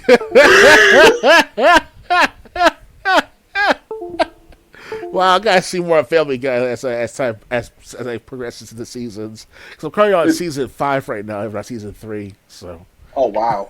I did watch all this. I did watch some of the seasons on fucking Adult Swim over the years, back in like 5-10 years ago. But that was like different times back then. For me, that was like 20 years ago. Yeah, they still have Adult Swim broadcasts of Family Guy and American Dad wow. and shit. Not as much as they used to though, because of what happened with the social justice and all that censorship going on for the last 5 years or so. So. Yeah, but Adult Swim, I forgot that it even existed on Cartoon Network. I'm surprised that's still a thing at all. It's still a thing, yeah. If you have time, like 9 p.m. to 5 a.m. It's every night. So on Cartoon Network, I thought it was like 11 p.m. on. Depends on like what year, part of the year it is. Like if it's during like the Christmas season, it will definitely be around 9 p.m. If it's during the summertime, it'll be like around. No, wait, I should say during the Christmas time, it'll be like around 10 p.m., 11 p.m., you're right. And during the summertime, it'll definitely from 9 a.m. to like 5 a.m.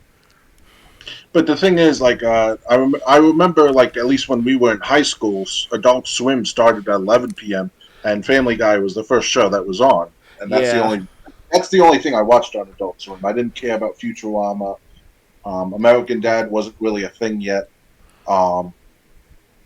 American Dad would come out later in 2000s. Yep.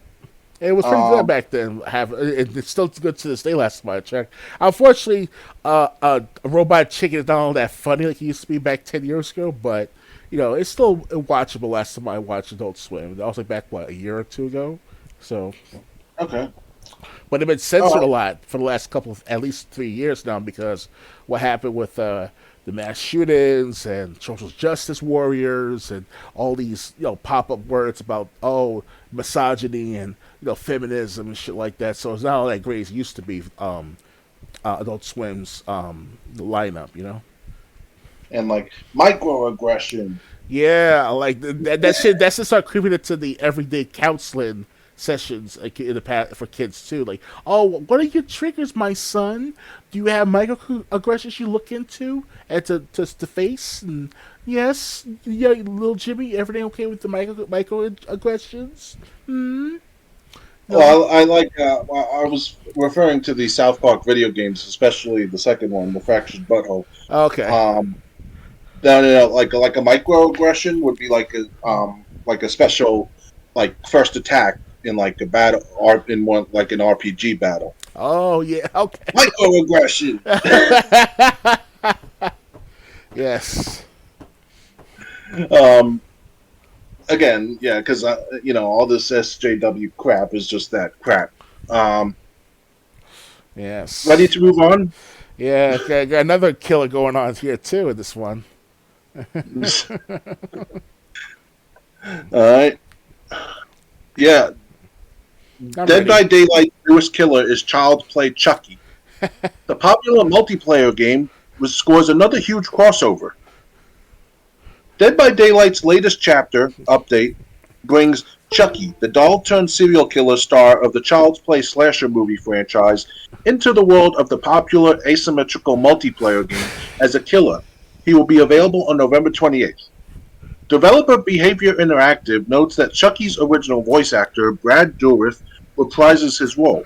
They also add players can further customize the new killer with the Good Gal outfit, inspired by Tiffany Valentine, aka the Bride of Chucky, which is voiced by Jennifer Tilly. Check out the announcement trailer above and the first screenshots of Chucky in Dead by Daylight, along with a render of Bride of Chucky in the image gallery below. As you'd expect, Chucky is adept at sneaking around the map, and he has a slice and dice ability that lets him lunge at his larger would-be victims in order to more efficiently close the gap. His human form, Charles Lee Ray, can assist him in spirit form, and his scamper ability lets him leap through windows and move under pallets. IGN re-reviewed Dead by Daylight in 2021 after originally reviewing it upon its initial release in 2016. In the re-review, we called it an incredible slasher film simulator and an asymmetrical multiplayer game around. Do you want to watch the announced trailer? Yeah, why not? Let's try that. Okay.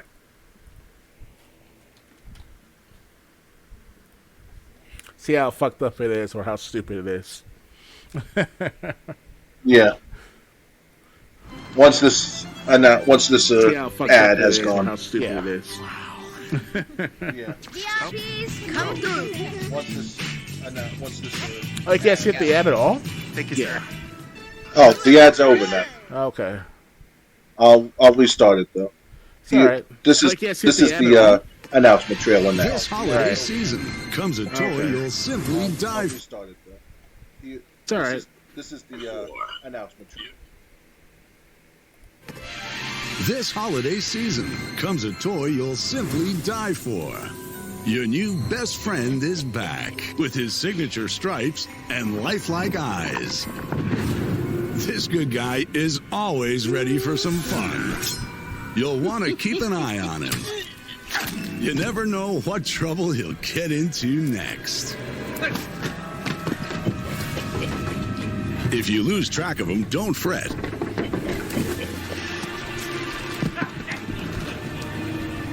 He'll always find his way back to you.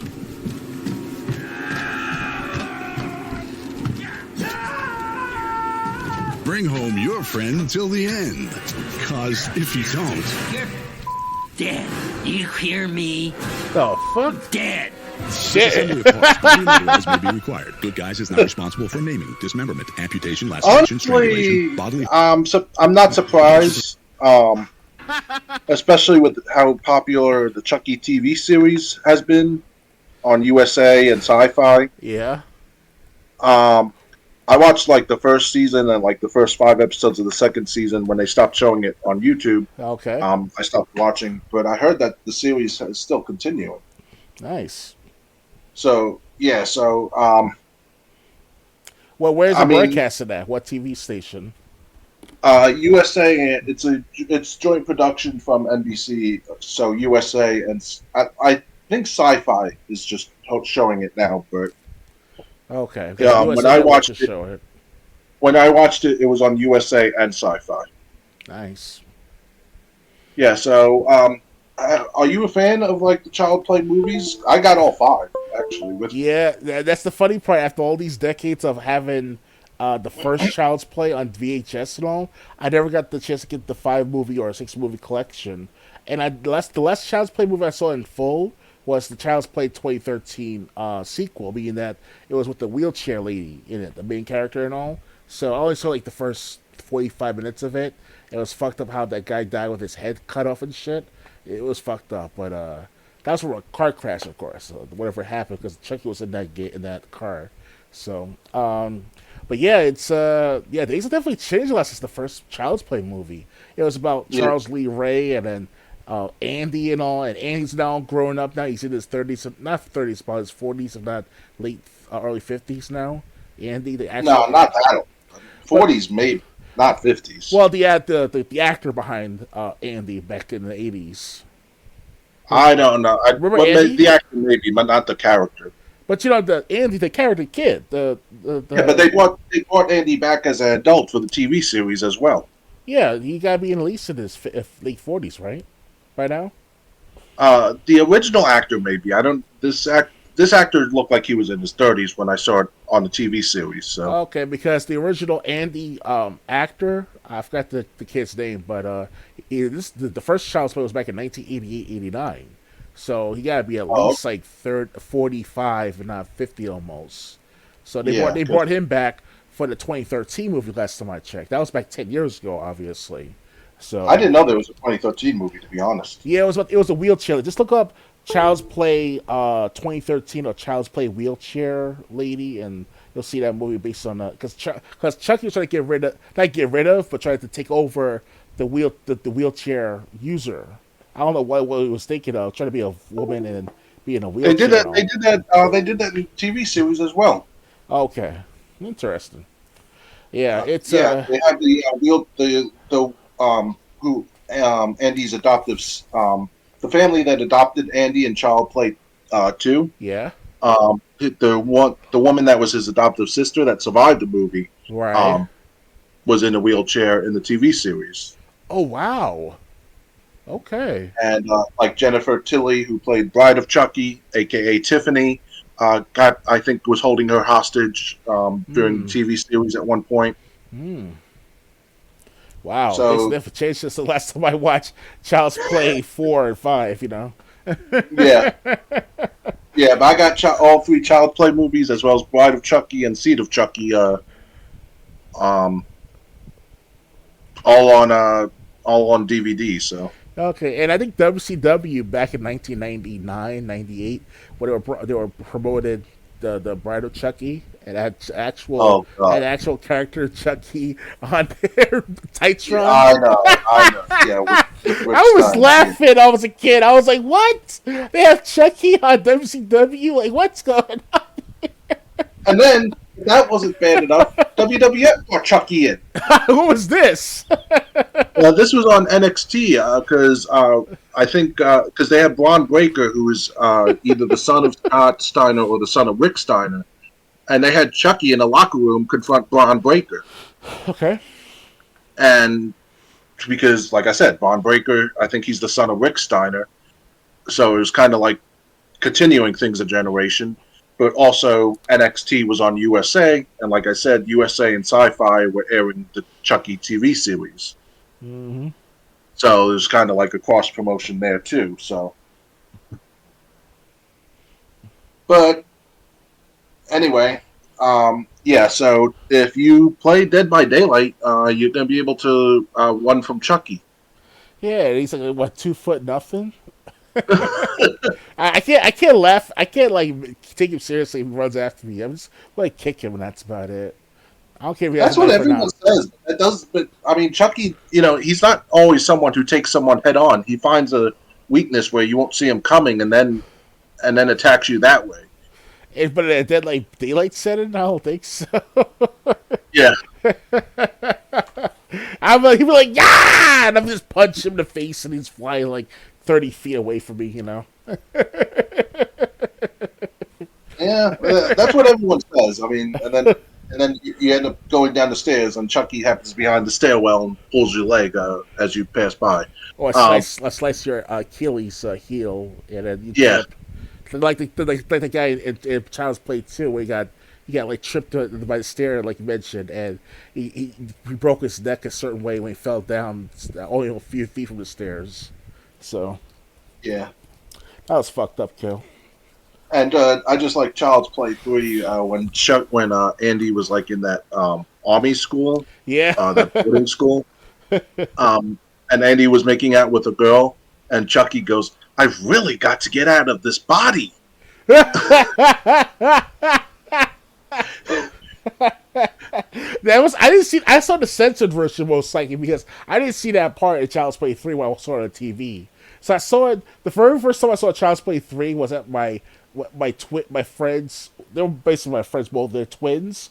I called their names were J and Janae, and they invited me over to their house to watch Child's Play, Child's Play 3, and I only remember the censored version so far. So if I get the uncensored version on DVD, okay, well it wasn't anything because like Andy and his girlfriend or this girl that he met there, they were just making out, they were just kissing.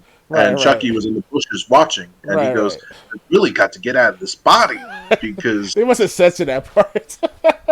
I don't know why they would censor it. It wasn't. I mean, it's a Chucky movie for crying out loud. That's what you're gonna censor? Hey, dude, these TV stations censor a lot of shit from the public if you don't watch the original from the theaters and stuff like that. So it's crazy, man. Like even the Wild Wild West with Will Smith and all, they censored the part where Will Smith has to climb up the house and all. But before he went climb up the house, he got not attacked, but he got confronted by this big guy telling him, "What you doing here, boy?" And they censored that part. And Will Smith Yeah, punched him in the face and all. So that stuff happens, with these TV makers. You know. yeah. So, All right. Well, what need to move on? oh yeah, that was a good run. Yeah, definitely. That's gonna be a long segment. Yes. Suicide Squad publisher promises even more live service game. Get ready for future Batman and Harry Potter games to want even more money from your wallet. During Warner Brothers Games 2023 Quarter 3 earnings call, WB Discover CEO David Zaslav explained that the publisher behind games like Batman Arkham Knight and Suicide Squad will focus on creating more always online free to play live service games. WB Games, the video game publishing branch of the media conglomerate WB Discovery, has had a pretty solid few years with big hits like Hogwarts Legacy, Mortal Kombat 1, and Lego Star Wars The Skywalker Saga.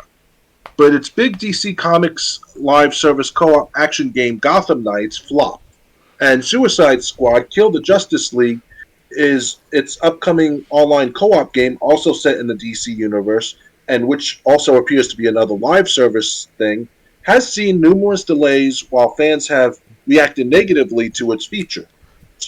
Despite this, WB Games has plans to do more games like Gotham Knights and Suicide Squad in the future. During November 8th's earnings call, Zaslav opened with a summary of the company's ongoing projects, finances, and plans across film, TV, and games. Zaslav called WB Games' library of popular franchises a real growth opportunity and a key asset in its arsenal. He also made it clear that single-player games like Arkham City aren't really on the menu anymore. That's a mistake. Our focus is on transforming our biggest franchises from largely console and PC based with 3-4 year release schedules to include more always on gameplay through live services, multi platform, and free to play extensions, explains Zaslav. The goal is to have more players spending more time on more platforms. Further, the WB Discover CEO told investors that this push to create more live service, always online video games would help drive engagement and monetization, and added that these type of games provide a significant opportunity to generate greater post-purchase revenue. In other words, Zaslav wants to pump out more live service games like the upcoming Suicide Squad because the company can make more money from microtransactions in the long run. And looking at how expensive the cosmetics are in Mortal Kombat 1, I'm not excited about future WB games and their in-game stores. I imagine many folks reading this aren't fans of more games going the live service route. I'm one of them. But I also don't think Zaslav cares about that. He's made a habit of making bad choices that anger people in recent years. So, what do you think about Zaslav wanting to make more live action, always online games that depend on microtransactions to make a profit? It's not going to work well for the long run. Maybe for the short run, for some games, like the three main games so far that's going well for the last 5 years now, plus, is Apex Legends, Fortnite, and PUBG. And Apex Legends, I hear it's good still to play. Well, not most players. I'm not sure about most players, but there are some players out there saying that they don't like to play Apex Legends after a while. So I don't know. I don't know why they're saying that. In my perspective, I play it every day, all day long, obviously. But Fortnite, that's the head honcho. They've been in get the game since 2017, making microtransactions, stuff like that. So if you try to add more to the market of different games of these same style type of microtransactions and live games and stuff, it just saturates the market and not many people are gonna stick by most of your product. It's not gonna work well in the long run. Short term, yes, you'll see new games. new content after a while, but after 6 months to a year, it's like, okay, we see the same thing over and over. But how many gun games so far? Oh, sure, it might be different styles, different here and there, but if it's a dime a dozen, it's gonna saturate the market. It's just does that they'll see like these gaming companies today, or these gaming officials, gaming makers, or not makers, but the investors or the ones behind doing the business actualities of these gaming and stuff like that is they're not thinking straight or not thinking long term. So this is my opinion, of course, at the very end of the day. But to the long run, like I keep saying, it's all about how much can you make in a long periods of time before the product runs out or the product is no longer valid. So look at games like Atari and stuff like that. After how many decades so far? 50 years now, 55 almost. These Atari games still out in the market by certain third-party makers and stuff like that. So you may not get a direct profit Atari, but they still have their game out there and it's still making extended coverage to other gamers out there who are brand new to the scene of gaming. But that's just those ready-made games already made up for the completion of the game. Live action games just never ended to a point where it's like you'd be incomplete 6 months afterward and just like 100 players still playing the game. That's what happened with Anthem. That's supposed to be a live service game that will have like about 1 million players still playing it after a couple of years. Look at where it's at now.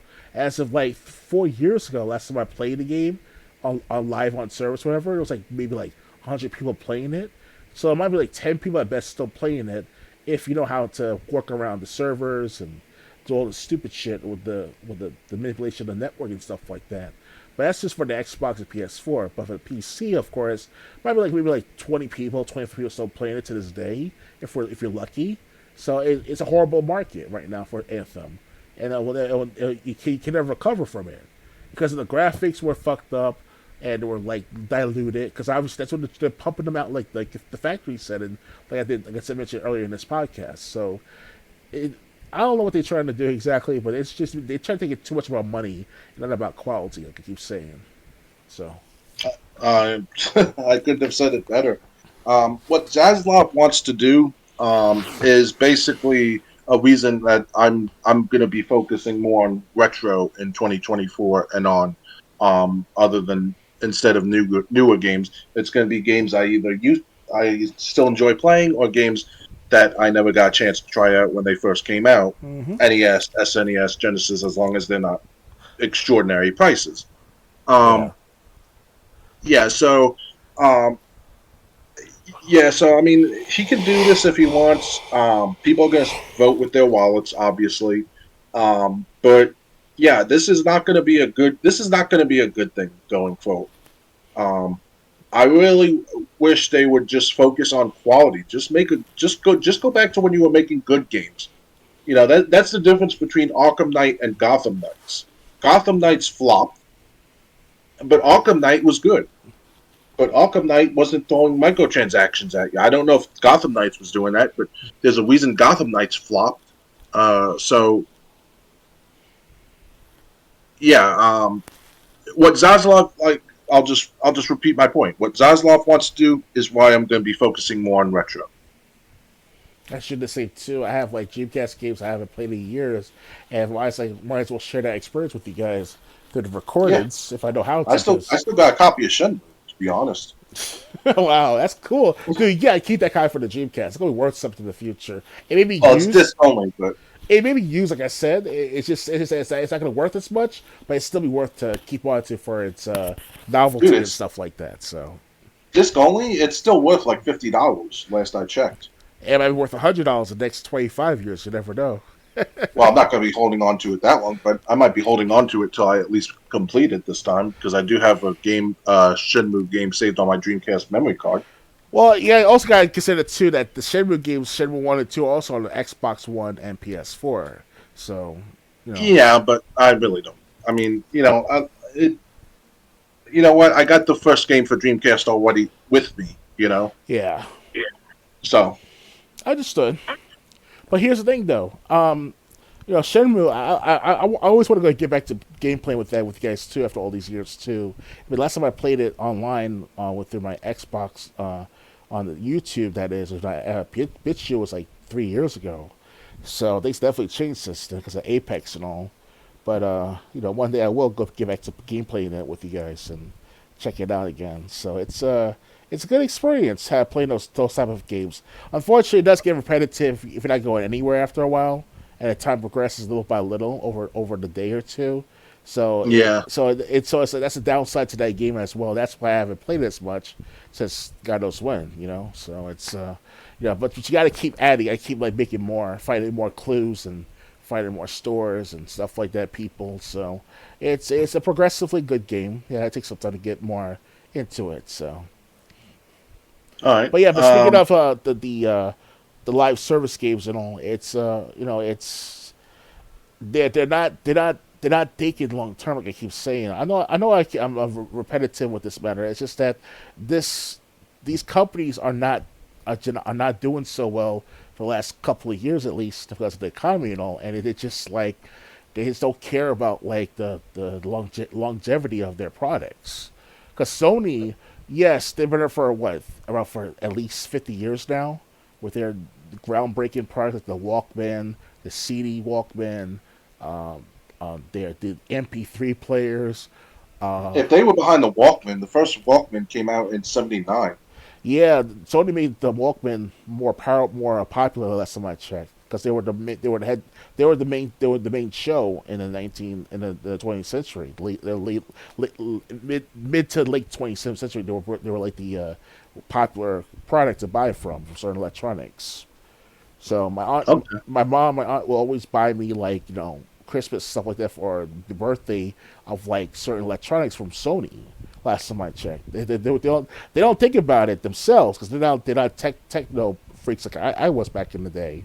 But every time I get something from my mom about electronics, it's always Sony, it's always Microsoft, it's always IBM. So these guys been around for how many decades, if not a century, if ever. IBM's been around since they're the Nazis, stuff like that, helping them out with their patients, with their experiments, stuff like that. I know it sounds grim and very creepy, but that's the dark side of IBM right there. They've been around that for that long. So Okay. So Yeah, so like we said, this is just a clear-cut example of something of what we don't like about the gaming industry. I have nothing else to say. Ready to move on? yeah, let's move on. All right. We only got 3 more stories for tonight. PlayStation ending Twitter X integration next week, or it already happened in the middle. It already happened a few days ago. PlayStation integration with X, formerly known as Twitter, is ending for PS5 and PS4 next week via a new update. That means users will no longer be able to directly upload screenshots and video clips from the console to the social media site. An announcement update posted to the PlayStation support page states that on Monday, November 13th, this past Monday, X integration will end, which includes the ability to view any content published on X on PS5, PS4, and the ability to post and view content, trophies, and other gameplay-related activities on X directly from PS5, PS4, or link an X account to do so. While a bummer for those who make frequent use of this feature, which offers a simple method of posting gameplay content to the platform, a couple more involved alternatives depending on your platform. If you're a PS5 user, you can still use the PlayStation mobile app to upload gameplay captures to then post on X. You can read how to do that here. PS4 users have to rely on Share Factory and do a bit more work, and you can read those steps here. Microsoft made the same move in April by disabling sharing to X directly from the console and instructing players to instead use the Xbox app on mobile, with some speculating the decision was made to avoid paying the platform's then new monthly application programming interface fee. This now means that the Switch will become the sole console that appears direct media sharing to X. What do you think about the decision to end X integration? Did you use the feature regularly? I have to say, I didn't. That's why I didn't even know Xbox had already ended integration. Yeah, Xbox One had it for a few years. The Twitter sharing the Twitter directly on your Xbox onto the Twitter profile of yours or anyone's profile if you sign in and link your accounts with Xbox account. I had it for about 3, maybe 5 years at the most, and I use it every day for my Apex Legends content for how many years now? Up until earlier this year, they stopped doing that too. I think probably because the fact that Sony as well as Xbox, Microsoft are like personally don't like to be working with Elon Musk. That's my conspiracy theory behind the matter why they stopped integrating Xbox with the Sony and the Xbox with the Xbox with Sony with the Twitter and then with Xbox as well because of that personal dilemma, of Elon Musk, because everyone hated on Elon Musk earlier this year, late last year, because of buying Twitter and all that turned into X. So I got to admit, X is still a stupid name in my opinion. He's trying to be all sophisticated to Elon Musk because X sounds very like sophisticated. I bet. So that's what happened. It's just that's why I think of it. Like if they let it be for a few more years, why not? Why not keep it on the Xbox and PlayStation? It was very convenient too because now I got to download it onto record the video right on Xbox, right? And then I got to share it directly on my phone via a notification.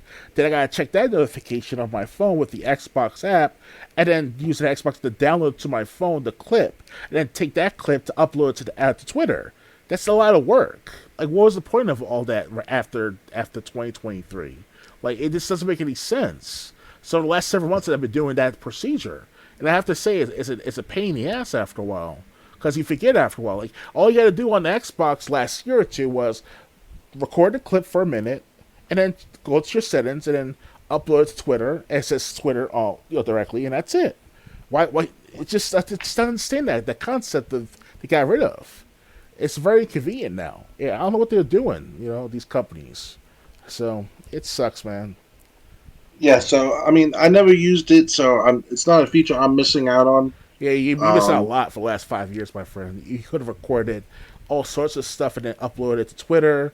And I got but the thing is, I really didn't care about Xbox One recording the game footage. If I wanted to do it, I could just do it. I could just stream Xbox One to my computer and record as much footage as I want. So, but it's not. It was only in the moment, though. That's the thing you don't understand because with Xbox, the features of recording, you record the last minute, 2 minutes, 5 minutes, if not. Up to 5 minutes, that is. But you got up to 5, yeah. Yeah, but that's after the event happened. Meaning that if you were to record beforehand, you would not know that would happen. You know what I'm saying? Like it's unpredictable recordings that you record on. Yeah. So you see, I understand. Like if you see, I understand. Yeah, if you see me with my Apex Legends games for the last 3 years, I got much better since 3 years ago. See my progression every month, every 6 months to a year, and by the 100 clip. You see on my Apex Legends from earlier this year, I got 11 kills in one match. That was recorded up to 5 minutes. That did. So that's on Twitter somewhere. That depends on where you go on Twitter. But anyway, you know what I mean. Like, that's what it's supposed to be like. The unexpectancy in the very last moment to record unexpectedly. Like it's at the moment that you record. It's like a Kodiak moment in a sense. You record the memories at unpredictability. So. But they didn't cover the feature, so fuck it. Yeah. Well, I never used it, so at least I'm not missing out on it. I don't know what I'm missing out on. Yeah. It's very confusing. Yeah, so unfortunately, Nintendo's the only one that still allows this feature if you happen to use it at all. Yeah, it's good for those who don't have a smartphone right away or a phone that has that feature to go on Twitter. Because obviously there's some smartphones out there, or there's some phones out there. People got the flip phones still. They don't have the smartphones to upload it directly onto their phone, no. And they don't have the storage to put it onto their phone and then upload it to the Twitter profile or the Twitter website or app. So, yeah. So, if you want to continue doing it through the console, you're gonna have to do it through Switch now. Mm-hmm. Ready to move on? Yeah, I'm ready. All right. Next, let me get rid of this advertisement. Sony has delayed half of its planned PlayStation Live service games. Sony announced it was acquiring Destiny 2 maker Bungie for $3.6 billion in January of 2022. A week later, in a quarterly financial results briefing, Sony CFO Hiroki Toroki, revealed that PlayStation planned to launch more than 10 live service games by March 2026, with Bungie helping the company in the space. In earnings call held today, Toroki stated that of its 12 live service games, it will only release 6 by fiscal year 2025, which ends March 2026, as reported by Video Games Chronicle.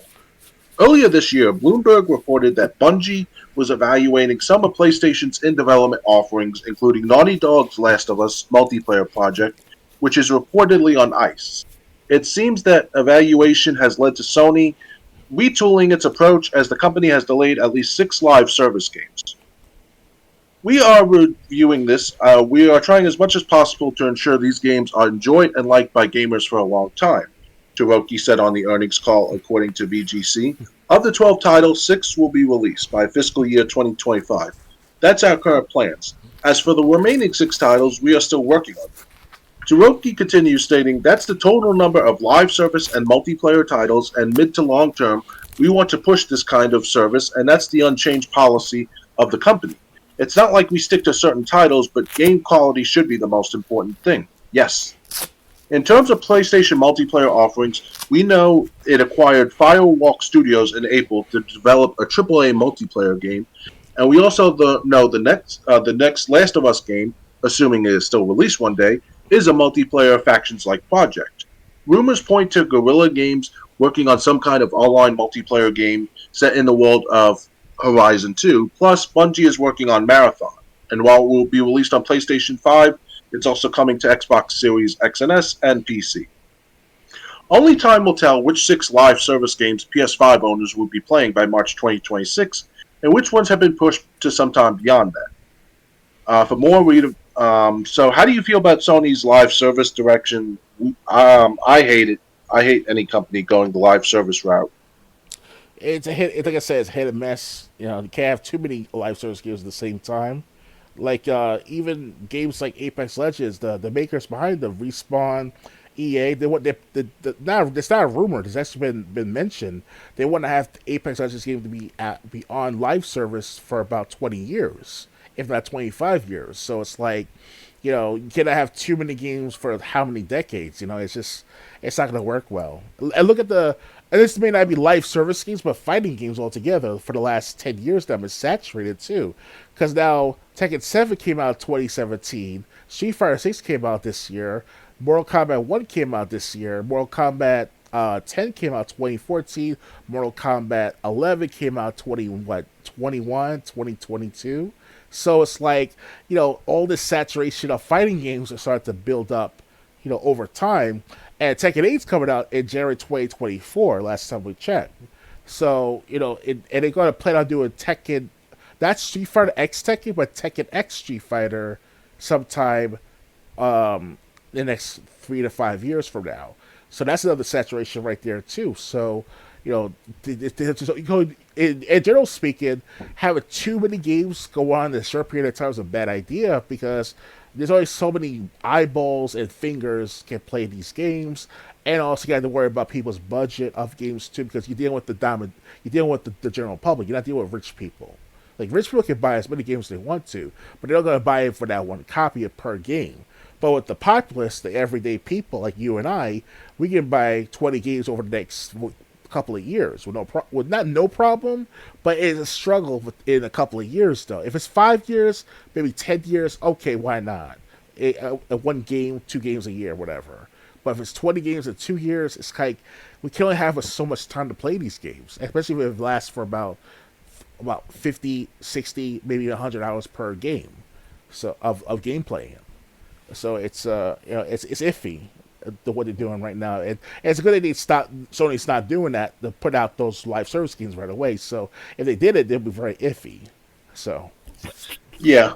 So I mean, again, you know, live service games, you got to pay for it, then you got to have time to play it, and then it's just, and then the microtransactions, and it's just, you know, I look at it and I'm like, why? What's the point? You know, I'll get Street Fighter 2 for Super Nintendo or Sega Genesis and play that. You know, I'll get Tekken 4 for PS2 or Tekken 3 for PlayStation and play that, you know. It's just, honestly, it's a turnoff for me. It's something that's killing my interest in current gaming. Maybe Triple J, maybe 15 years ago when we were still in high school, it was interesting to play all these because we had a lot of times on our hand. But as we get older, of course, we don't have that kind of time. We can buy all the games we want to over time. Don't get me wrong, but as we get older, it's hard to concentrate on one game for so long because we have a schedule to maintain. You know. Not necessarily, kind of. You're kind of right. Because that's why my streaming schedules has been pretty low since I started my new job. But it's at the same time, it's.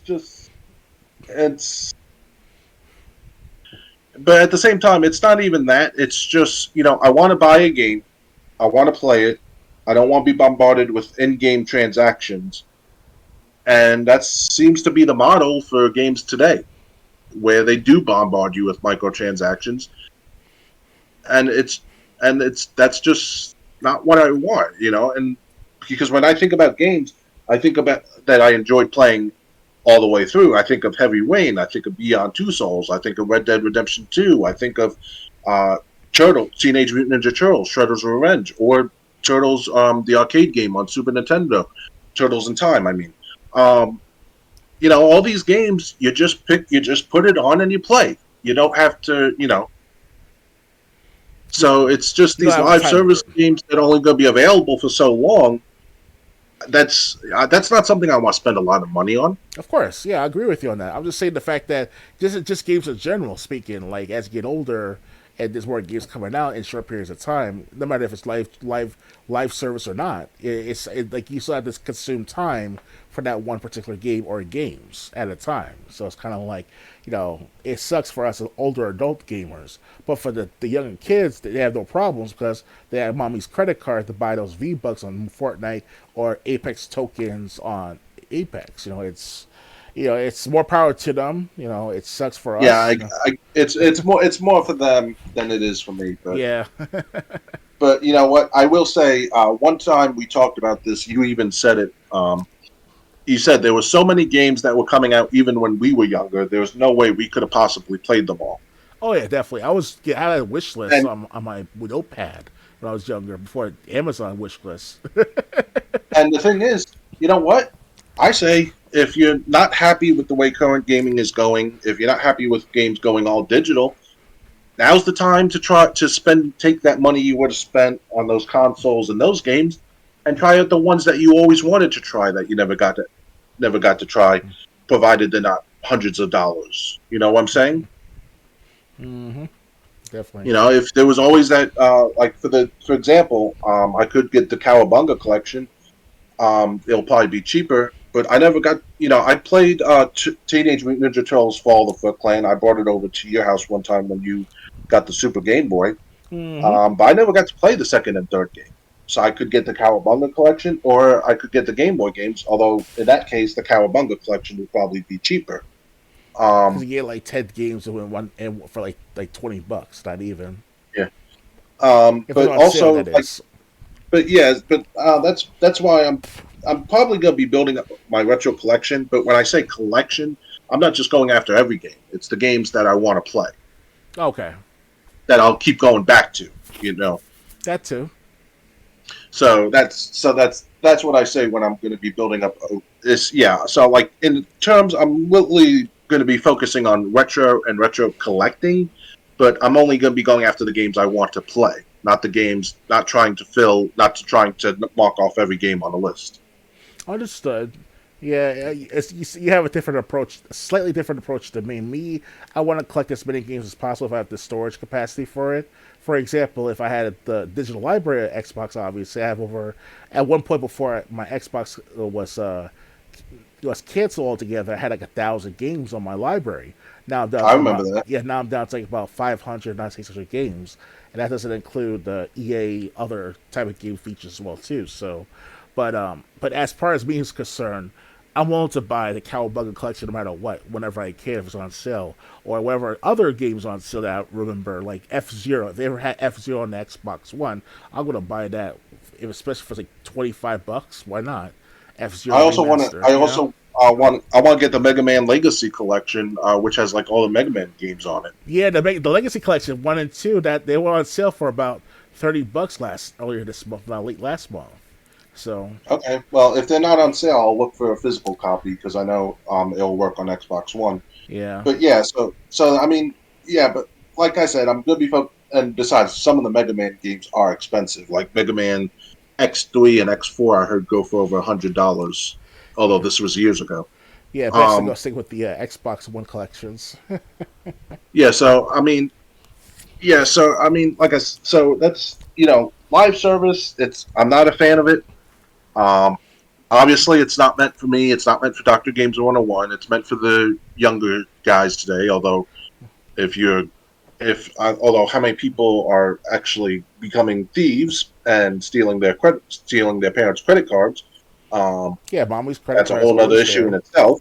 The mommy's credit card is always going to be there for them until they reach a certain age. And not necessarily. It's there until they get a notification, until the parents get a notification, and the parents go, "What is this? What is this? What is Fortnite?"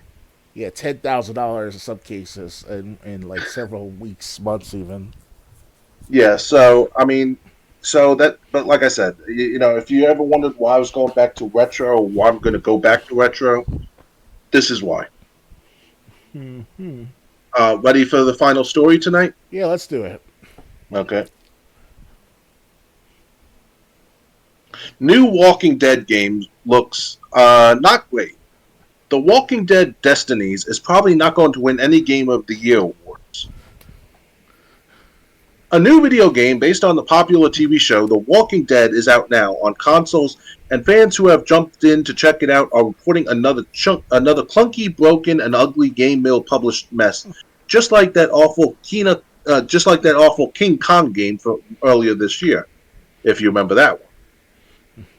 My job is to write about video games and to stay up to date on what's happening in the industry. So I was pretty surprised to see a new Walking Dead game that I had no idea existed land on consoles today with little fanfare. I don't doubt there were marketing materials and even ads for The Walking Dead Destinies before it launched, but somehow I completely missed out all of that and only discovered the game existed about an hour before writing this paragraph. And let me tell you, it's been a nice Friday afternoon treat. Let's just cut right to the first thing I saw of this game. A boss fight between Rick and Shane over who should lead the group.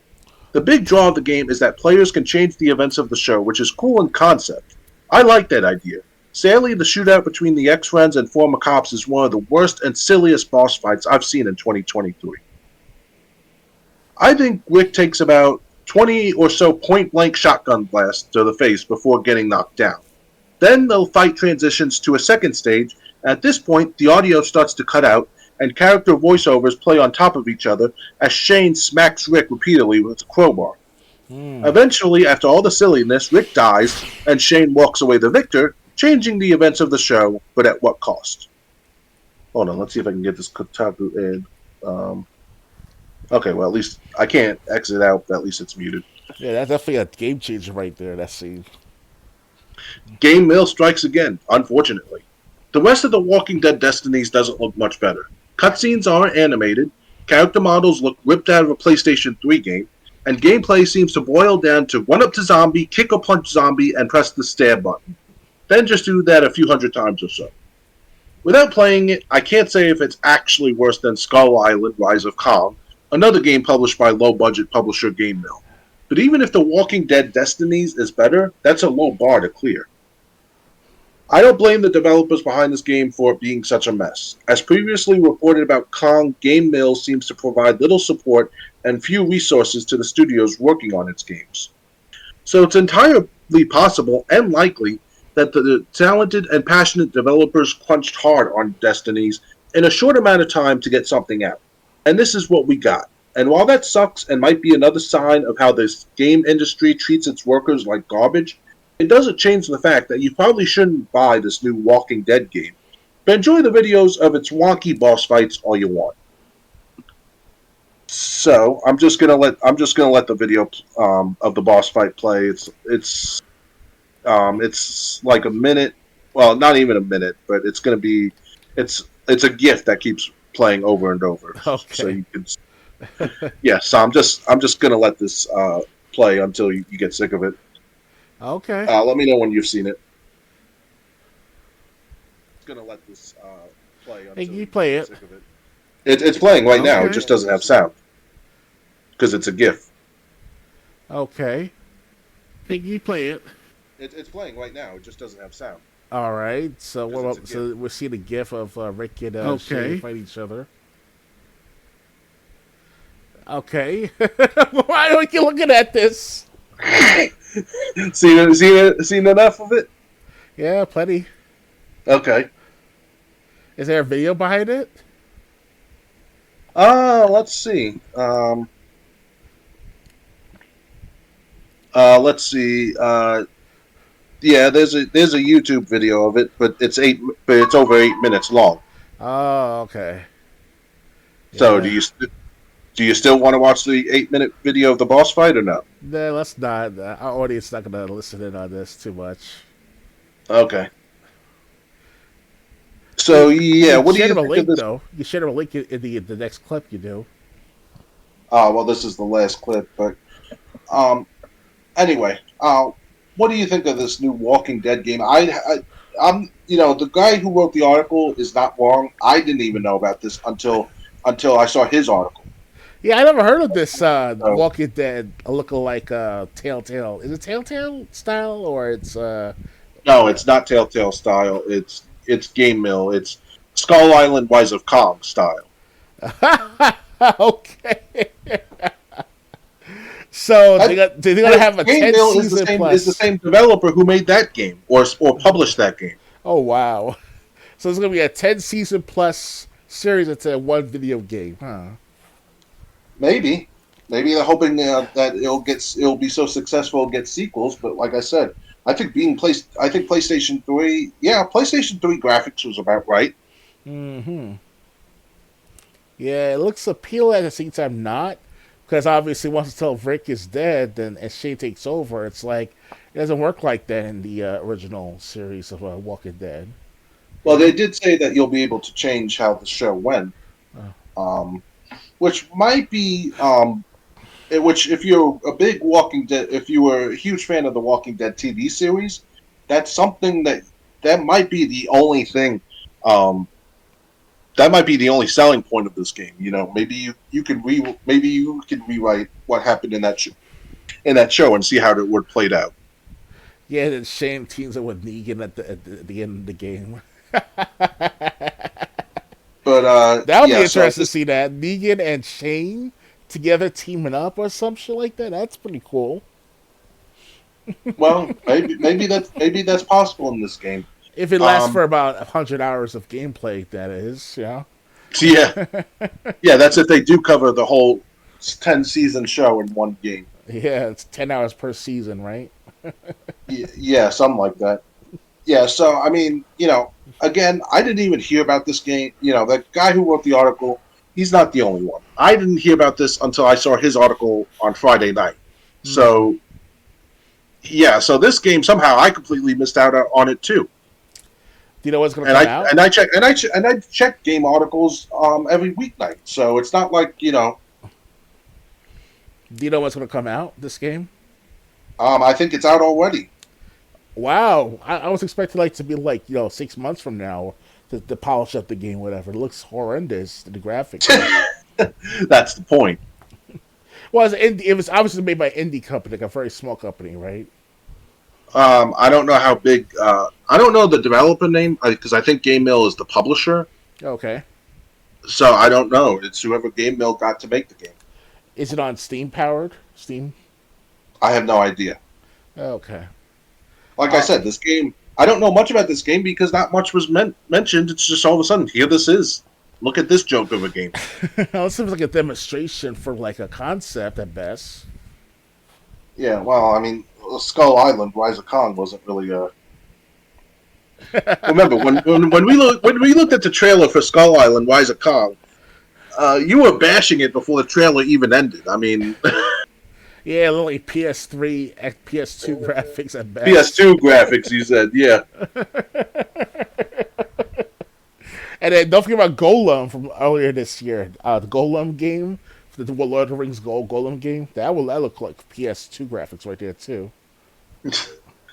Yeah, so Shit. unfortunately, that's what happened. I mean, yeah, I'm not surprised it didn't get much promotion.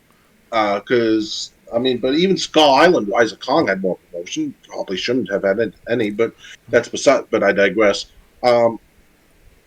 Yeah, it was, but this was just completely out of the blue. This game came out November 7th. That's like 10 Okay, days so ago. it's been out. It's on the Xbox One. No?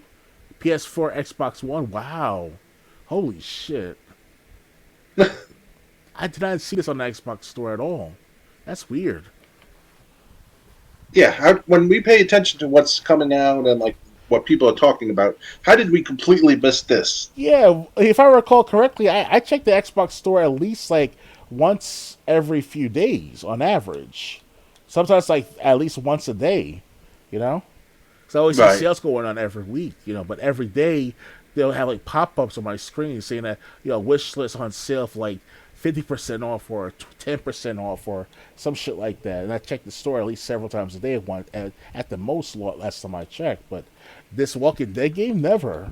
That's weird. Yeah. And I like the Walking Dead games from Telltale, both. The one with Clementine story arc and even Mashani, even though Mashani was a shorter game. Dude, they're asking $45 on sale for Walking Dead Destinies on the Xbox store. That is crazy. I was expecting like $30, maybe $25 at best. But man, $45 for that graphics and all? I mean, I don't know. Yeah, so if you're a misogynist or a big fan of the Walking Dead TV series, you can try out this game if you want. Why a misogynist? I don't understand that part. Well, not misogynist. Misandrist? What's the word for people who like pain? Masochist, maybe? Masochist. That's what I was thinking of. Yeah, if you're a masochist Or or a a sadist. big fan of the Walking Dead TV series, then you might want to try out this game. Or a sadist. Or a sadist, yeah. I'll add it to my wish list. See if it's on sale for like 90% off during like Black Friday of 2025. 25 90% off. 25% on Black Friday 2025. I'll wait until then. Because I can't see the graphics for $45. There's just no way. No way. God damn, those graphics are horrible. Yeah. That's That's progress for you. Anyway, that was the final story for tonight. That was episode 85 of the Let's Discuss Gaming podcast. I hope you enjoyed it. Our next episode will be in 2 weeks on. Let me pull up the calendar. If it wants to come up at all. Mm-hmm. There we go. Our next episode will be on Saturday, December 2nd. We plan to start at 9 p.m. Eastern or shortly thereafter. So Sunday, I definitely will be streaming something. I do have to say, I've been trying to stream after work, but the problem is I'm usually just so tired after work because when I get off at 11, I got to take the dog out for a walk, which I have to do after this episode. I got to shower. So, like, by the time I get back in my room, it's like 12:30 a.m. the latest. And while I just got off work and I still have a few hours to kill, I'm just Exhausted. exhausted, yeah. I know that So- feeling, especially working in a physical, demanding job like I did back in the past when I was in my early 20s. That was crazy stuff back then. Yeah, so, I mean, but again, this job is one of the best paying jobs I've had, so obviously the job comes first. But I will be, but I am off Thursday, so like after dinner with the family and everything, I definitely will be streaming Thursday. I definitely plan to stream tomorrow. It's just whatever I feel like playing at the time is when I decide what game I'll be playing. Do you have any weekend plan or any plans for Sunday? Well, throughout the week of Thanksgiving, of course, starting tomorrow, technically speaking, Sunday. I'm not gonna do much for Sunday, so I got the tournaments to worry about, and also if I go to the gym then tomorrow as well to work out for the first time in a while. I mean, I've been exercising for months now. It's not at the gym for the last several months because obviously with the budget of the money and stuff. So, but I got finally paid it off, and now I go back to the gym in person directly. So, Monday through Friday throughout the week, I will do my best to do more gameplay with you guys. I might do more gameplay of Liza P, or perhaps it's not Liza P like Control. I might do a retro gaming of maybe what's that game of what not F-Zero but it's Revolution X. I'm not sure yet because I did Revolution X with you guys back 2 years ago on my gaming channel. That is obviously. I might do Final Fantasy VII, Dirge of Cerberus, which is a PS2 game with Vincent, the main character, as a part of the game. I always want to do that with you guys for the last couple of years now, but I've been Wasn't that game like a shooter? Yeah, it's a shooter game. Yes. Yeah, I played that. But for the last 2 years now, I've been at it with Apex. I trained for a year prior to being a part of tournaments.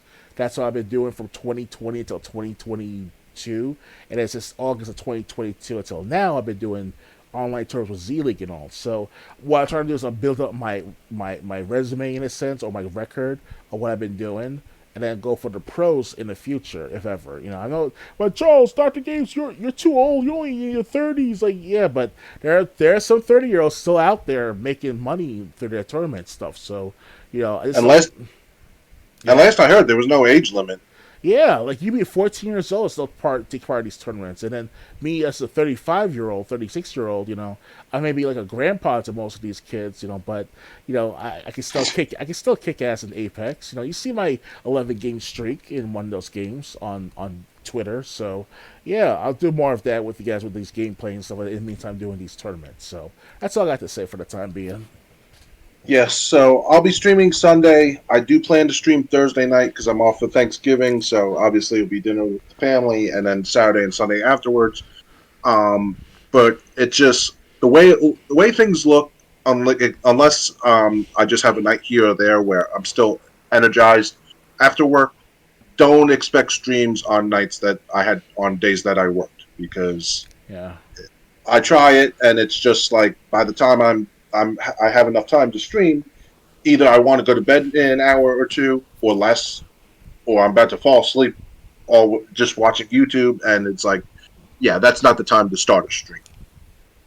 Mm-hmm. So, but definitely, I plan to stream Sunday, tomorrow, and I do plan to stream on Thanksgiving Day on Thursday since I'm off Thursday. Okay. All right. So, like I said, I hope you enjoyed this. I hope you'll join me tomorrow. I hope you'll also join us in 2 weeks for episode number 86 of the Let's Discuss Gaming podcast. Until then, good night, everyone. Later, guys. Happy Thanksgiving.